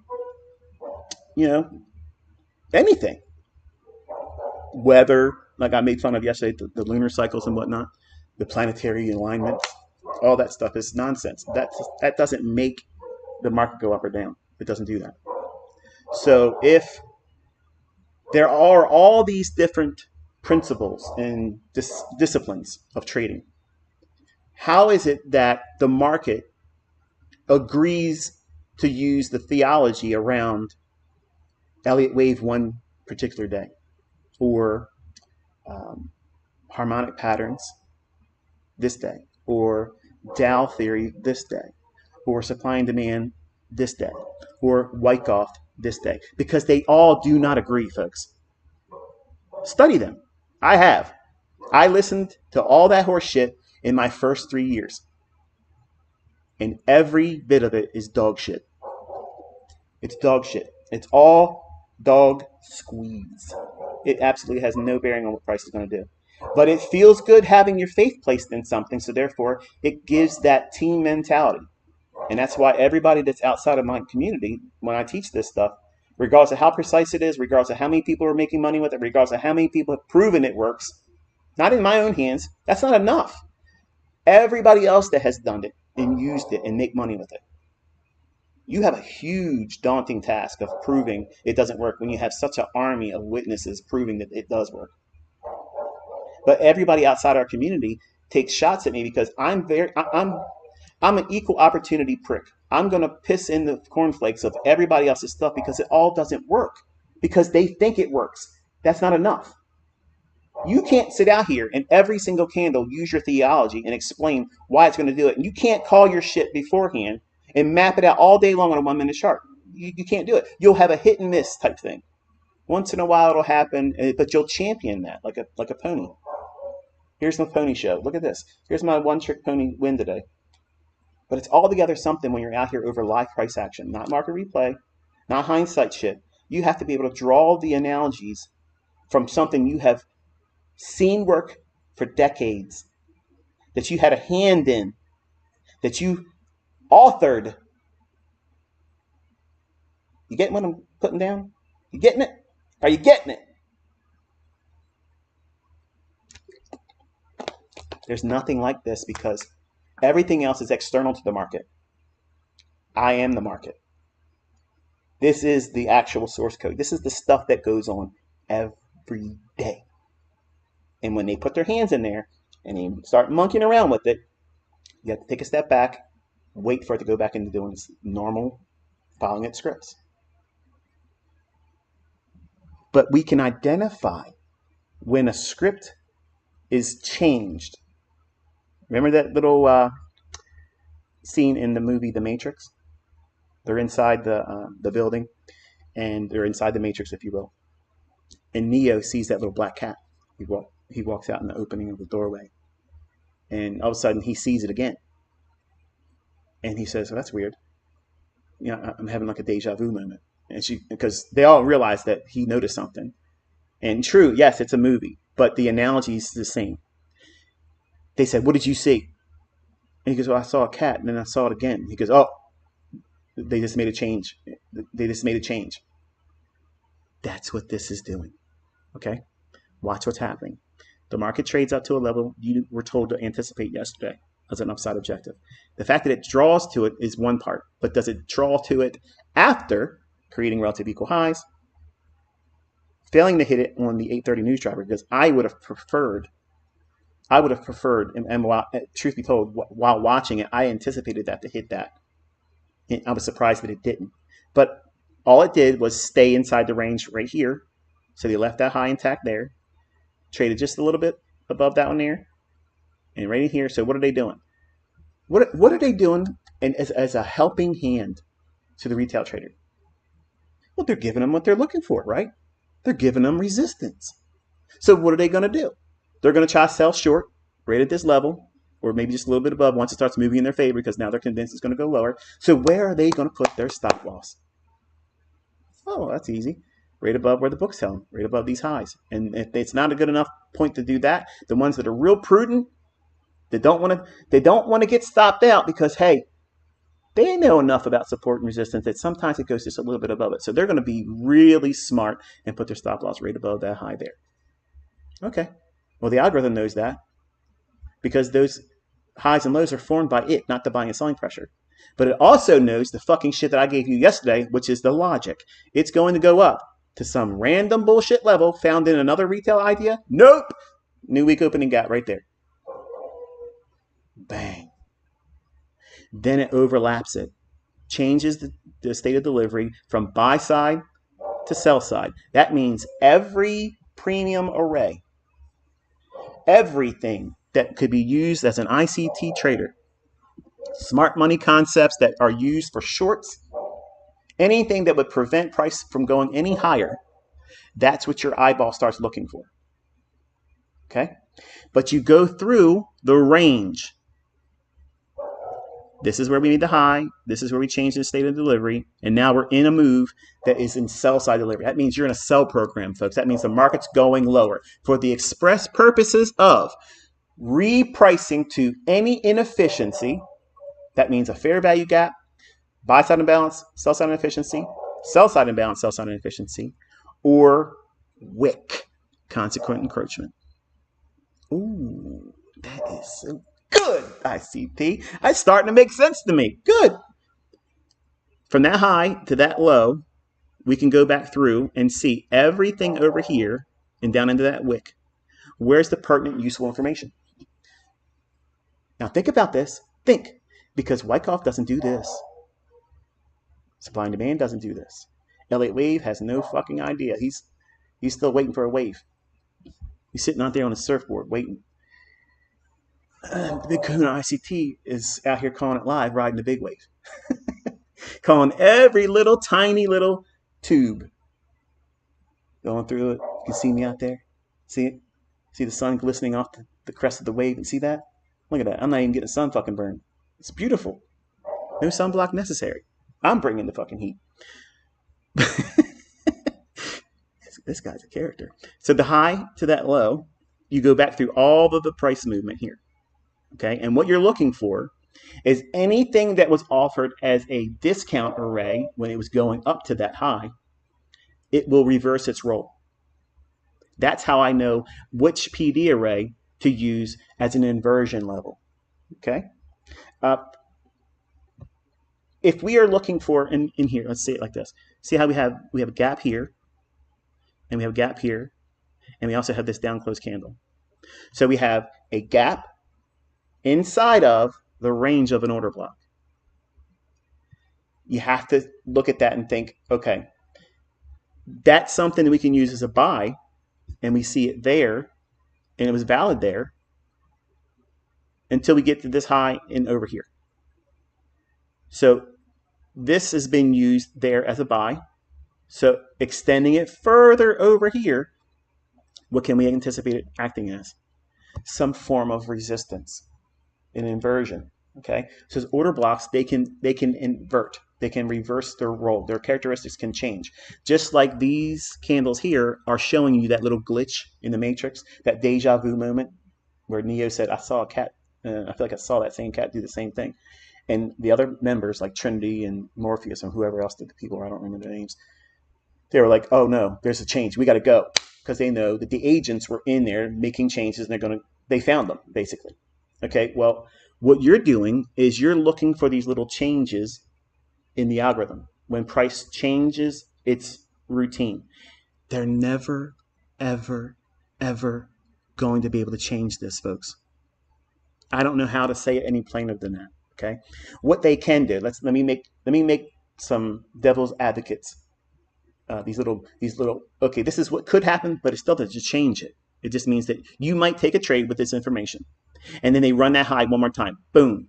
Okay, well, you just got stopped out. That's all. It's happened to me before. It's happened. You watched me do it the other day. I was showing you my trade, and I even told my son, I said, "I'm going to show my trade, and as soon as I make my stop loss public, good old Phil, right to the stop, and then it'll go where I want it to go." But it doesn't change the fact that it was a winning trade. Okay. But the point is, if you get stopped out, you just got stopped out on that transaction. It's just one trade that's the outcome of that one. But you can't take your attention and say, "Well, this means everything's flawed and it's never going to work. So let me go find an indicator." No. It just means that individual transaction, like that one day driving to work and you got a flat tire, you didn't know you were going to get a flat tire. Is it possible you're going to get a flat tire? Sure. Are you going to stop going to your job pissed off in defiance because you got a flat tire? There must be something about that place where I work at. Fuck that guy. Fuck that person that runs that company. Fuck that company. Fuck all the time and tenure I put into it. I got a flat tire. Fuck them. I'm never coming back. That's what you're doing when you say, I'm going to work with a methodology, but it's the first time it fails on me. I'm done. I'm looking for the offering. I'm going to change. I'm going to start looking. That's a system hopping. And traders that start out in the beginning, they do a lot of that. I did it. I ain't got no shame in telling you because I didn't know any better. But when you come here, when you're listening to me, I might not be so eloquent all the time when I speak. I may not be your cup of tea for someone to listen to around your children. Okay? But I'm not going to give you bullshit. I'm going to give you the stuff that works. I'm going to cut to the bone marrow. I'm going to get right down to what matters most. And you think I'm not getting to what matters. You're not getting to the point, ICT. The point is you're going to fuck up if you don't listen to everything I'm telling you. That's the point, but you don't want to hear it. It's good medicine. It might not taste all that good, but swallow. Okay? Swallow. It's good for you. So now, when this cross over that opening price, we're interested in seeing everything gravitate lower. So because I'm teaching my son incrementally to build in these objectives of just looking for small little modular moves. Small little modular moves. Let me get this off now because we've had it there long enough. The asshole over on Instagram pretend to be me with 200,000 followers, whether they're real or not, I don't know. I love pissing in his face all the time. So that level right there, it goes up and just touches. Well, it doesn't really touch really because that's the high. We were one tick away, a half a tick away, and a quarter tick away in here, but didn't get into the fair value gap. It did use the breaker here, and it did qualify and prove that change in the state of delivery, we want to see it roll over. It does. This wick, we talked about how when it went through that, the market's going to come right back up because it's going to use this reference point and this fair value gap and this old key price level at 6 p.m., the opening, because there's no difference between where we closed yesterday at 5 p.m. That closing price and the first print at 6 p.m., they're the same price. So you're just going to draw a line like that. You can annotate that anything you want. You can call it the 6 p.m. opening price, no gap. Or you can just say new session starts 6 p.m. I don't ever have a name. It's just I draw a line. Okay, so if I wanted to have a name for it, it'd be one of those. You can name it whatever you want. I'm sure it'll be in somebody's Amazon book, and they'll talk about it. They won't credit me though. And then if I find out about it later on, because somebody's going to eventually buy the book, and they're going to say, it sounds like ICT's bullshit. And then I'm going to hear about it in an email, and then I'm going to buy their bullshit. And then I'm going to go on their reviews and say, this is horseshit. It's all lies. Go to my YouTube channel in this fucking video, and you'll see that this is where they got it. And then nobody wants to buy your book, and they call you an asshole and a plagiarist, just like John Fibolotti did.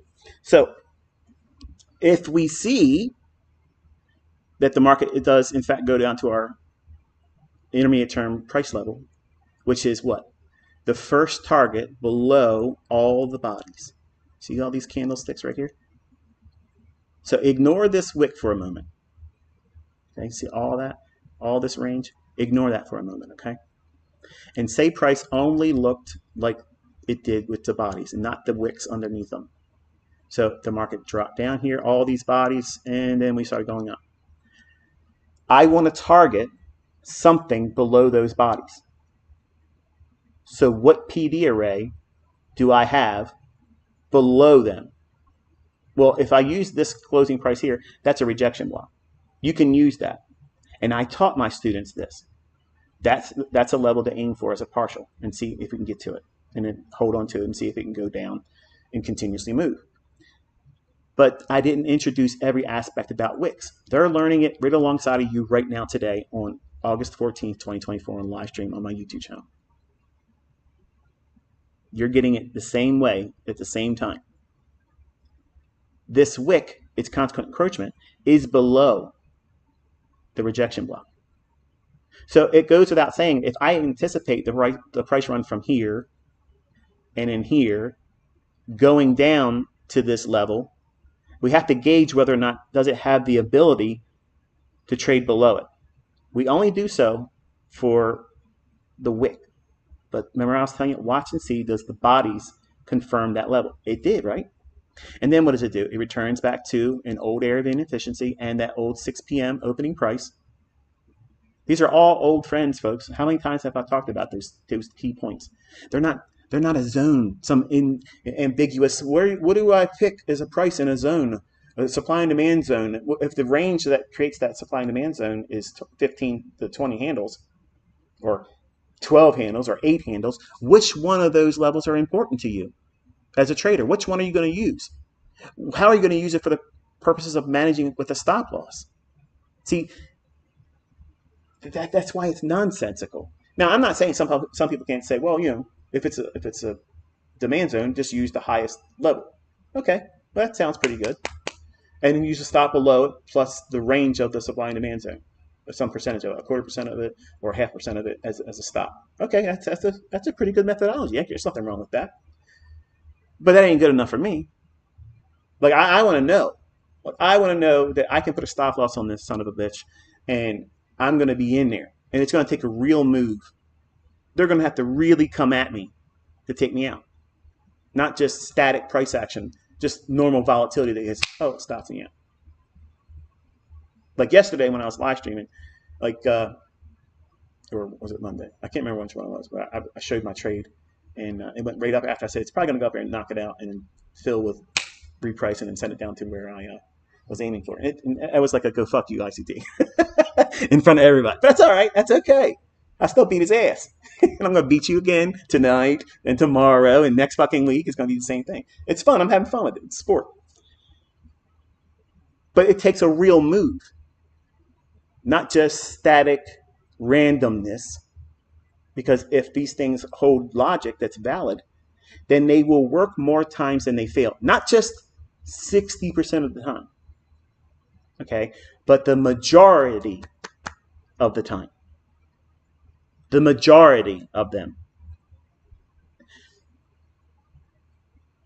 You can't have this degree of precision, these elements that repeat over and over and over again without it having some control mechanism in play.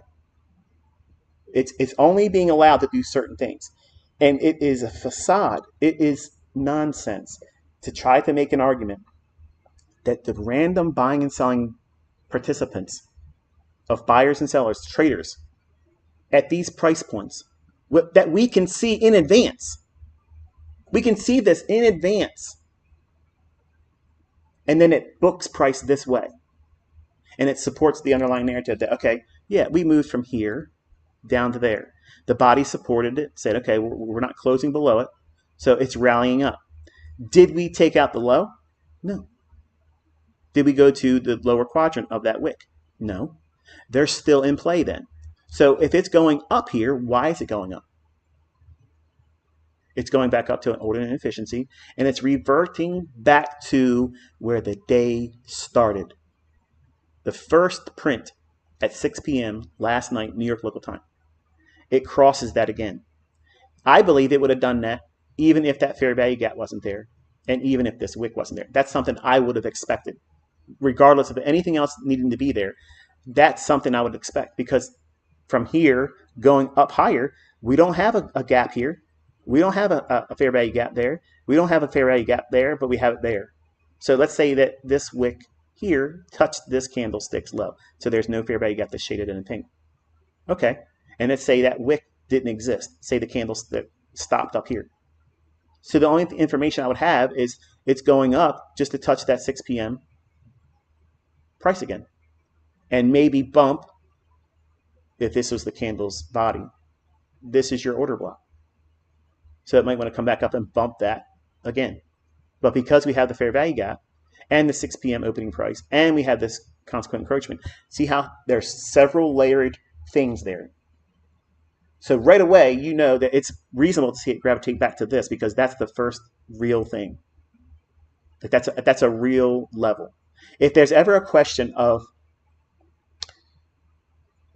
what's the most likely level to trade to, when we're like when we're down here, I'm going to err on this side of going to that price level before the fair value gap, because what can fair value gaps do?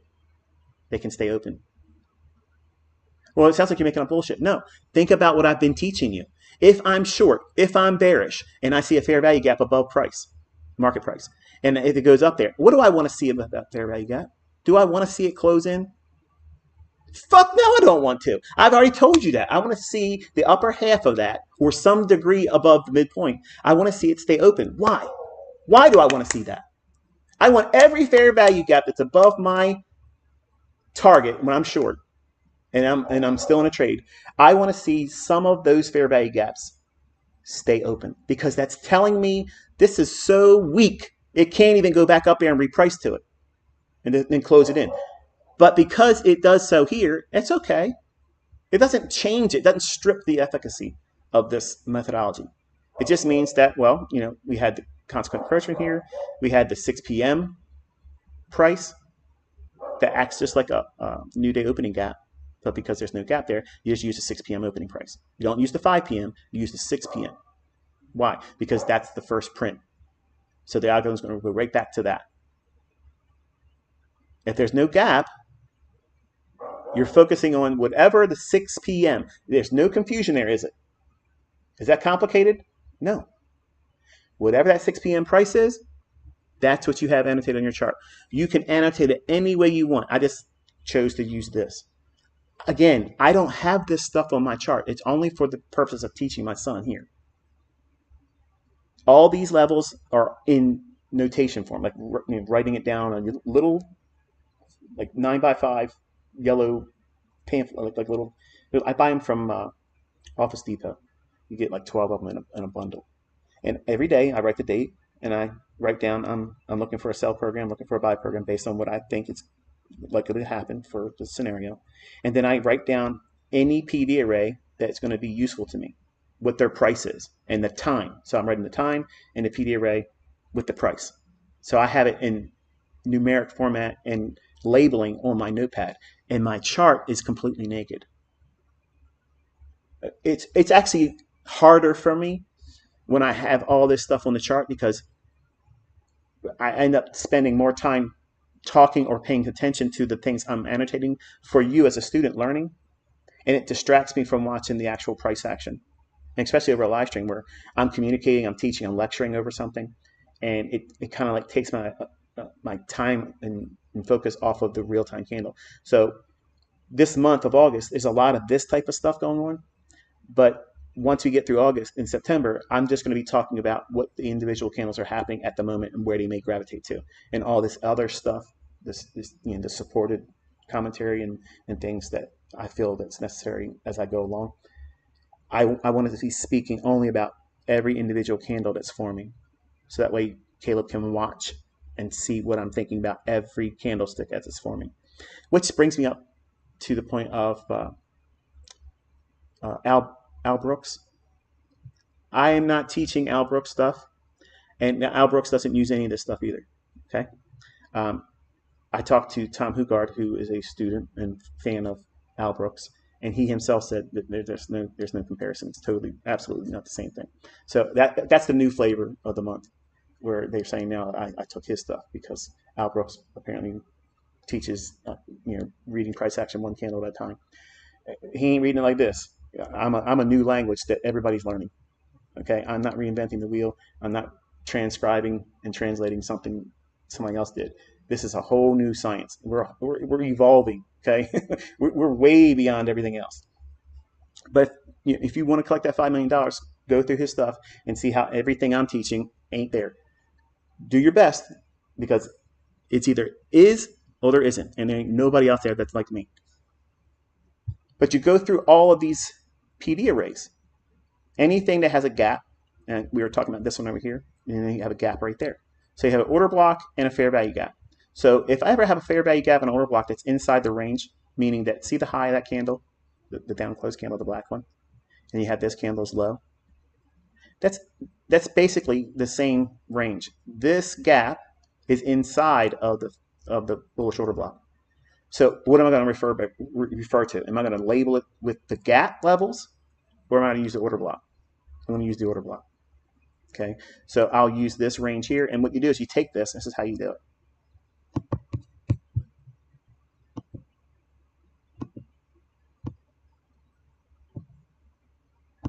All right, so initially when we went down below the opening price on this bearish order block, changing the state of delivery, so that means your mind turns to, okay, the market's going to just keep offering lower prices.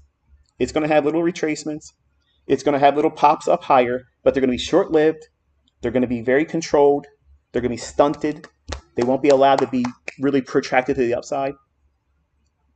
And then once it gets to a level that I'm teaching you that the market will refer to, which is a premium PD array, everyone that forms as the delivery is unfolding, they're salient too. But if there isn't an inefficiency in the price run going lower as it drops, whereas we end up creating one here, see that fair value gap that we've been talking about? That's the first fair value gap.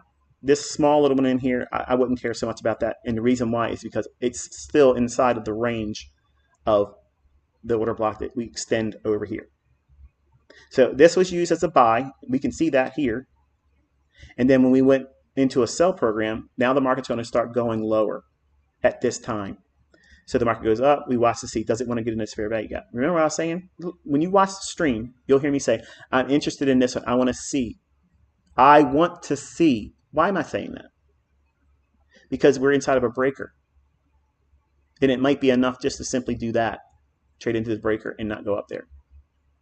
And it's actually a good thing for you to see where, trying to be very, very precise, and you having limit orders as your entry mechanism, you may not get a fill. So what do? You use the price delivery continuum theory. It means, okay, your time frame on a 1 minute basis here suggests that this is where you're trying to get in at. But if it starts to run without you, do you just say, fuck it, I'm going to start trading oil today then? I'm not thinking like that. I used to, as a 20-year-old, when I missed my only setup that I was anticipating, stalking and hunting. If it didn't give me a fill and it ran away without me, I was like, okay, I missed the whole thing. And I'm looking at moves that would be like $8,000 in the bond market. Okay, that's 8 full handles.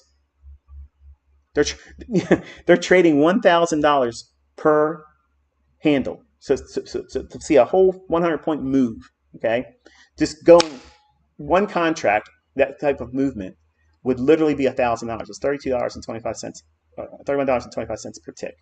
Okay, so a full run like that, and if it's 8 of those, that's an $8,000 move. And a move like this in the bond, that means I'm probably missing out on $300, $400, less than $500. I've missed it. So therefore, I'm not interested in those $7,500 that could still be taking. In my mind, when I first started as a trader, and this is probably what most of you feel this way too. Oh, well, I need to know how to find these because I see it happening and then I miss the move. Or I chase it. I don't know when to get in. And I put my stop loss in the wrong place or I get scared out of it. I just keep losing. Even though I'm right, I know where it's going. I'm watching your live stream. You're pointing to where it's going and I'm taking trades. Even though I tell you not to do that because you're learning fear, anxiety, because you don't know what I know. And just because I'm highlighting something doesn't guarantee it's going to happen. And if you're trying to pass funded accounts and trading 15 contracts because they say that you can afford to do so, you can still do it wrong and be right in your direction. That's very frustrating. And you're not going to blame yourself for breaking the rules. You're going to say, I'm an asshole and this stuff doesn't work. But you sit down with me and we'll see that you didn't listen. I've had students that try to do that shit. Show me your logbook. Show me what you've been doing. Show me your trade entries and show me why you got into that fucking trade. As soon as that question comes up, the conversation ends. Because they know they don't listen. Just like I didn't listen. When I first started codifying rules around these ideas, I tried to make excuses for, well, I'm going to try to be outperforming these rules. I'm better than this. Okay. And I never established a baseline to trust initially. So I had to force myself to go through that stuff. And you have to do the same thing. And I'm forcing Caleb to do that. As you can see, he's not getting an easy way. He's getting the woodshed shit just like all of you do. There's a lot of things. And you have to figure out where your model is in all of it. And you don't need to have every aspect of what's available to me as the creator of this stuff. You just have to have little compartmentalized segments of price movement that makes sense to you, that's logical, it's reasonable to anticipate forming at the time of day that it should behave that way. So at this point, we start looking for every possible reason for price to trade down. Well, this area here with the order block, it's in close proximity to where the start of the move would be. So are you going to have that on your chart and have all that much interest to it? No. You do want to see it trade below it, which it does here. So at that point, I'm not interested in that one. So what's below that? We have this gap right in here, which was already used. Yes. Watch.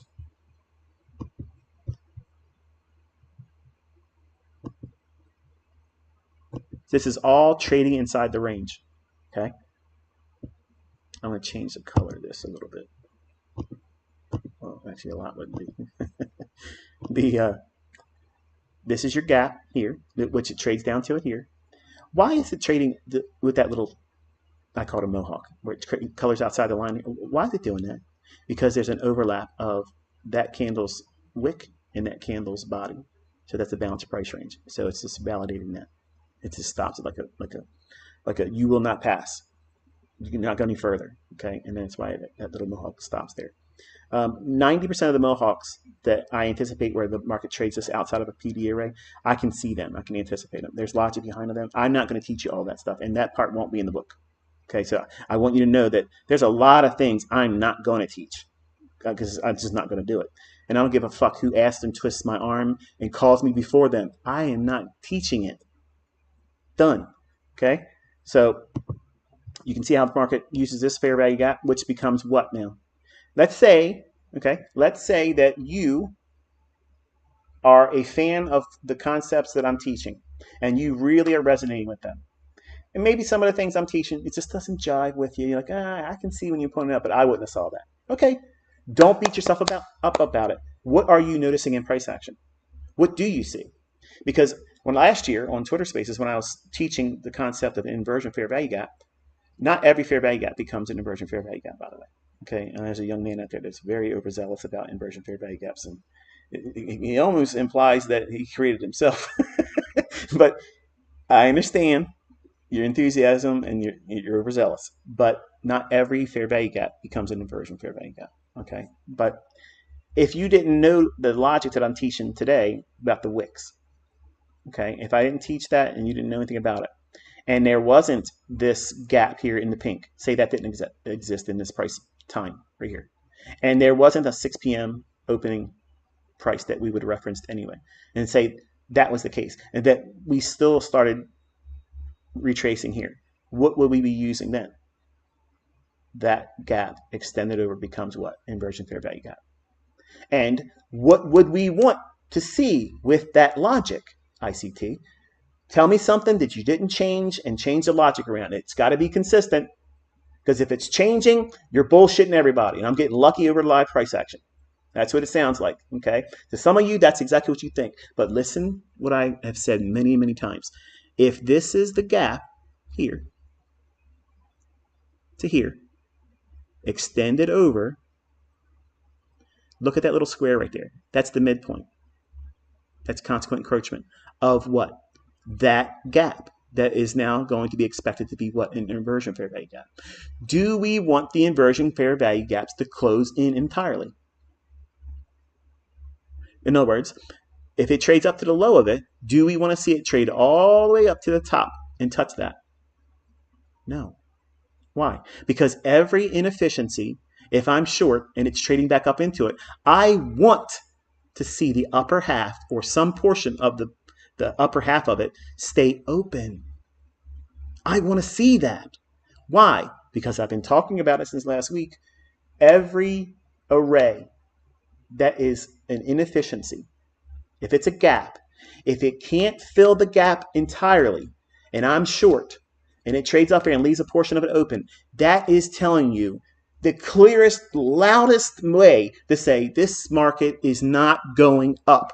It's weak, so start looking for lower targets. It's going to go lower. Is that a hard, complicated thing? No. Am I changing the theory around it? No. Is it manifesting itself here? Yep. So it doesn't matter if you didn't have the 6 p.m. It doesn't matter if you didn't have this fair value gap. And it doesn't matter if you had this wick here. If you didn't have any of those things, once it started coming down and we're in a sell program, I would be extending these things over here. That's what I use with market maker sell and buy models. That's how you're using them. You go back through the range. Okay, back on baby pips. I was going to start leading myself into some of these lectures, but not to the degree I ended up doing with the paid mentorship. I never intended to teach all that stuff, but it became fun, revealing more and more and more, and I got addicted to everybody's astonishment, and I got whipped up in the frenzy of it, and it was fun. But just know that there's a limit to how far I'm going to go with it all, but there's a lot more that I'm going to share. But in here, going back from here to that low, I did a lecture on baby pips. It's called Trading Inside the Range.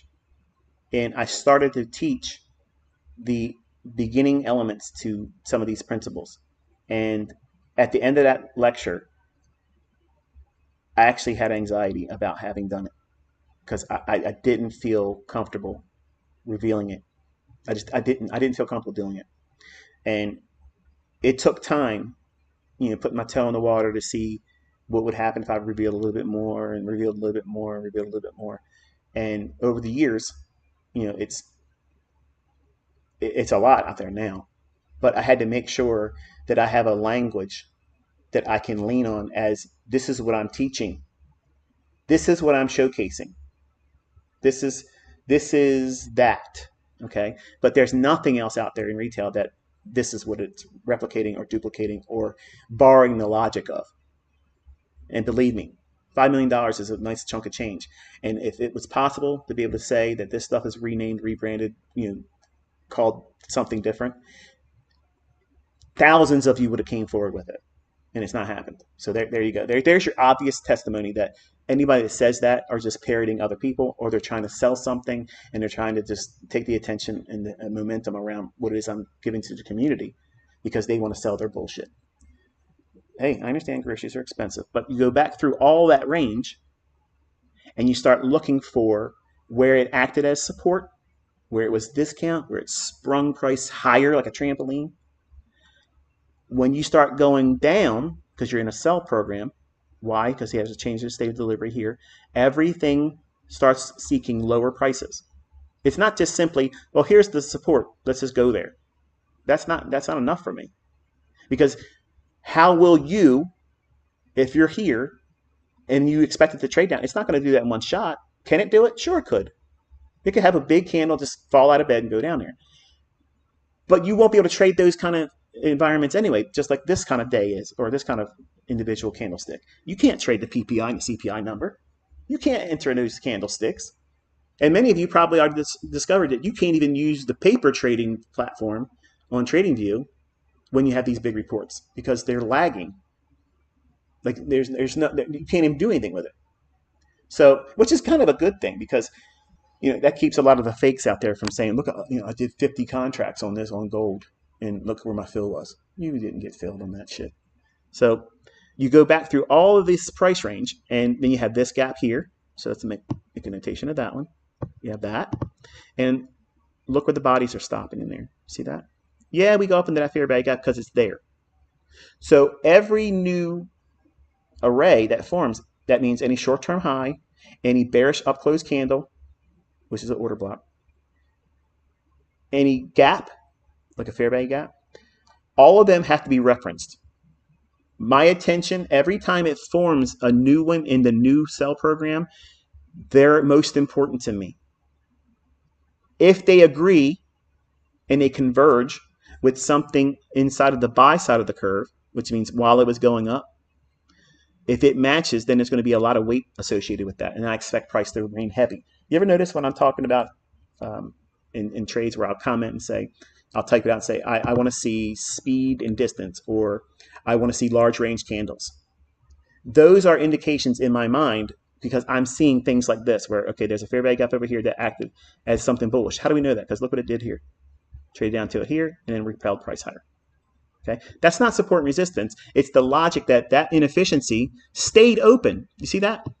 It didn't completely come down to that candle's low, or at that high that candle, which is the low of that fair value gap. That's what you want to see. If you're going to try to buy a fair value gap, and the market's bullish, and you're right in where you think the market's going to trade to, you're buying the fair value gaps high or something just above the consequent encroachment, because the likelihood of you getting it consequent encroachment or just below it and being filled is very small. Can it happen? Absolutely. If you do, you'll have one of the best fucking entries. And that's the one you can go on Instagram, go on Facebook, put advertisements out and say, I'm selling a course. Look at this. I learned this bullshit. That's the ones everybody wants a dog and pony show. But it's a steady diet, even in my own hands. I don't get those types of fills. So I have to use a very low threshold of entry. That means I'm going to use the easiest barrier to break through. I'm going to use the high of a fair value gap that's going to act as support for me. I'm going to buy that discount array at the high of the fair value gap or one tick below the highest part of it. And I'm going to try to get my largest portion on there. If it trades to the midpoint of a fair value gap and I'm bullish, I'll add on another portion and I'm not afraid of it. If it leaves that fair value gap and comes back down one more time, touches the consequent encroachment, I will add to that trade again. And if you look at my trade examples, they're all over on Twitter. The ones that don't have, I put songs in there because I love music. Okay, and the trades that I'm taking at the time, I like to use a song that I was listening to, and because I would take the trade and condense it by speed, because you only had to have, I think it was like 1 minute and something over there on Twitter. It used to be that was the timeline I had to, or time limit it had on the videos. I thought I was safe by using the music over there, but I don't sell like engagements over there. Like I didn't make money by having people watch what I do. Like I didn't monetize that over there. But the artists would obviously, put copyrights against me, and they take the videos down. That's why I told everybody when I was on Twitter, I said, if you like these things, download them, because I was always getting suspended on Twitter last year and year prior because the artist or the management company that holds the rights for their songs, they were making Twitter, or X now, remove the video because it had a song in it. To me, that's a dick move because I'm not even monetizing it. Like I'm literally giving the credit to the author of the song, and I'm a fan of it, and it's just me just doing something with no money. I'm not making money off of that. But I get it. I understand. But the rights holder or the artist was having a lot of those videos taken down. I haven't been on Twitter. I haven't been on X. I haven't even logged in. I don't even know what's going on. I don't know if the account's still active or not. But I know last year I was telling everybody that they were putting copyrights against me, and they were literally removing the videos. I wasn't deleting trade execution videos. I wasn't trying to hide something. I told everybody to download them. So, but if you have them, or if you have the ones that's still up there, if you look at them, you'll see some of the things I'm talking about here. That's what I'm using when I'm trading.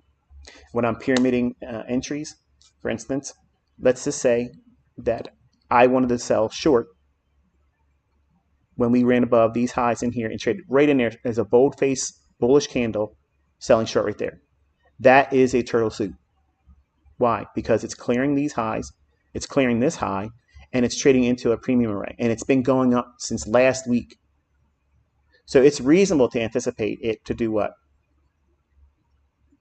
Retrace. And challenge what? The consequent encroachment of that wick, because it didn't do it here. So we've pushed and pushed and pushed and pushed and pushed. We had two real high impact news drivers yesterday and today. It's Wednesday, hump day. We're in here reaching for a market level that I gave to you yesterday, and we watched it break down. I would not have been filled on any entry here at all, because I would have had a limit order right at this candle's high plus one tick. That's how I would have used it. And you watch and see me in the live stream here. I'll say, I'm interested. I'm watching this to see if it wants to get up in here, because I'm not going to execute today. Not yet. I will be executing in front of you. You want to see this stuff being pushed on a button? I'm going to do that because I want my son to see how to enter orders, how to place a stop, when to move the stop. I'm going to be doing all that stuff. I'm not afraid of that stuff, okay? But I'm not going to be doing it as a service. Okay? I'm not going to be out here doing a dog and pony show every single day, because every time Dick and Harry has a $5 mentorship is going to duplicate what I'm doing. They're going to literally say what I'm in my charts doing, and anybody that's not watching me in another world, third world nation, they're going to be like, this guy's smart, but all they're doing is parroting off of what I'm doing. So that's why I'll be using the 15-second chart, because even though there's the smallest delay in latency between me doing this live and you getting it, that's the way I'm going to combat that. That's the only way I can combat it, because everybody wants to duplicate and copy everyone that's hot and popular. And this old man still got some spice in this stuff. So everybody that wants to rip somebody off, they're doing it mostly off of me. But you'll see all the entries and stuff. But I have to give you the foundations, because it's really meant for my son. And then when I start showing him how to enter the orders, where I put the limit order in, where I place my stop loss, and yes, it's important to use a stop loss, not like put a trade on, hope it moves around, and then put a stop loss on, screenshot it when it's in profit. No. Look at my executions. I'm picking a stop loss, and look how nice they are. Those stop losses have logic behind them, just like I'm explaining all these things in here. They have very specific elements that cannot be explained in a 5-minute sentence or video. There's so many supporting things that have to go along with everything that makes these things work, which is why I tell everybody it's going to be expensive. You want it to be fast and easy, and I wish there was a way to do that. I wish there was a way to do that. But you can see that it's not something that is explained right away in one statement, and you have everything to know about it, and you don't ever need to revisit or even worry about practicing studying it. You now know what an order block is, because guess what? It's the opening price. If it's multiple candles, just find the opening price of the up-close candles. That's the change in the state of delivery. They're going to write a book. They can't trade it. They won't be able to do it. They won't even be able to sit over a live price action and explain to you why it's going to happen. But I'm telling you how to do this stuff, so that way, once you learn it and you digest all the information I'm supplying to you, because again, I'm not talking to the guys on Twitter. I'm not talking to guys on Instagram. I'm not talking to other people on YouTube. I'm talking to my son. So I want him to know everything. I don't want to say to him, I'm going to give you a condensed version and filter out a lot of the essential parts that's really going to make it easier for you when you have adversities trying to use it. You're going to know it like the back of your hand. That's how I teach. I'm teaching my children how to know it like I know it. Everybody out there that has my logo in their shit and trying to sell the idea that they know how to use this information, sometimes they can use it. Sometimes they can't. When they talk about certain subject matter that I know they don't know because I haven't fully taught it, that's what gets on my skin. But that's also the reason why I'm teaching in great lengths, because I'm talking to my children. I want them to know every aspect. That means if you listen to the dialogue of everything I'm saying, I'm giving you what you don't realize is going to be a problem. You don't know yet because the question didn't come up in your development or your testing of it yet. You haven't even messed around with it in live price action. You haven't investigated any of this yet. You're just hearing me talk about certain things. And you think, well, I understand how to do that. No, you don't. You don't know how to do it. You just know what I said. And that's not the same as going out and being able to understand how to read it in the new price action that's going to form. So when I get questions saying, how do I know what fair value gap to use? I'm teaching that to you here today. How do I know how to trade the market maker sell? Can you talk about market maker sell models and buy models? Everything I talk about is part of that, even if I don't even mention it. If I never mention those terms, market maker sell model, market maker buy model, every aspect of what I trade off of is part of either a market maker sell or a market maker buy model. It's always there. But because when I taught that lesson, go into the lectures, okay? They're on the mentorship videos. Go in the playlist, go into the 2017 mentorship, and you'll see me talk about market maker buy models and sell models. And then I talk about the buy side of the curve. And then I talk about the sell side of the curve, okay? When the buy side of the curve is unfolding, that means it's buy side delivery. That means down close candles or fair value gaps that get traded down into should spring trampoline push price higher. Once we turn to a point where it should reverse or could reverse, which is in essence a turtle soup environment, turtle soup is a reversal mechanism. This is a change in the state of delivery, turtle soup. And then you have a turtle soup that is an entry mechanism that's part of an existing or unfolding sell or buy program. What does that mean? What does that mean? That means that this is a change in a directional price run that's going to most likely be sustained for a session or day or longer. The turtle soup aspect is that we're taking out the liquidity above this high and all these highs here. So the buy stops that's resting in here for anyone that wants to go short or be short, if it's not there, it's definitely above there. But how far, ICT? Well, that's the reason why you want to have these new week opening gaps and new day opening gaps on your chart. 5 weeks for new week opening gaps, 5 days